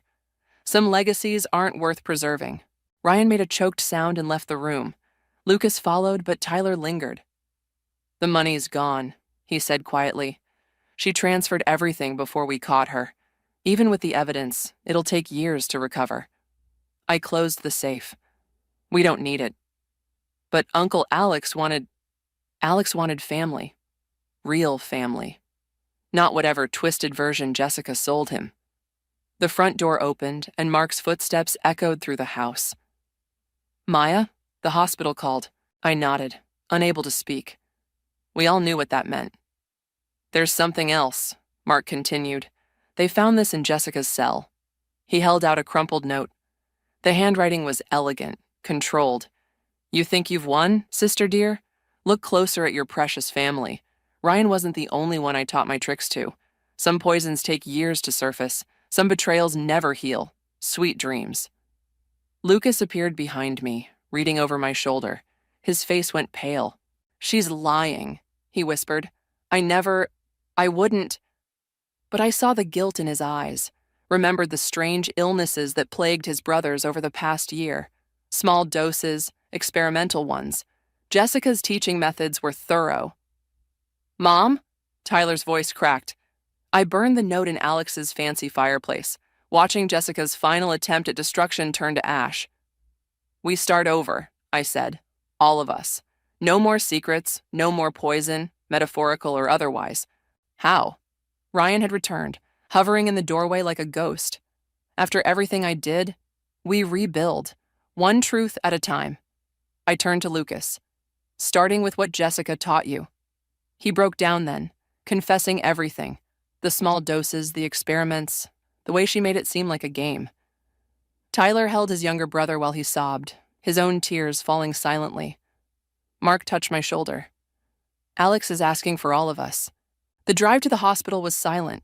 In the ICU, Alex barely had strength to smile, but his eyes were clear. Did you find it? He whispered. In the safe? I showed him Jessica's note. She tried one last time. Always had to have the last word. His laugh turned into a cough. Ryan? Our eldest son stepped forward, tears streaming. I'm sorry, Uncle Alex. You thought you could save everyone, just like your mother. Alex's hand found mine. The real legacy isn't in the safe. It's in them, even the broken parts. His monitors began to slow. Promise me, he managed. No more revenge, only healing. I looked at my sons, Ryan's guilt, Tyler's quiet strength, Lucas's desperate need for redemption. The poisons in our family ran deeper than Jessica's chemicals, but maybe that's what made us stronger. We knew our darkness, could face it together. I promise, I whispered, but Alex was already gone. Later, standing in his empty study, I found one last note in the safe, written years ago. Family is the hardest poison to swallow, and the only antidote that matters. I left it there, locked away with the rest of our secrets. Some legacies are meant to be buried, while others, the ones written in blood and tears and forgiveness, those are the ones worth preserving, even if they leave scars, especially if they leave scars.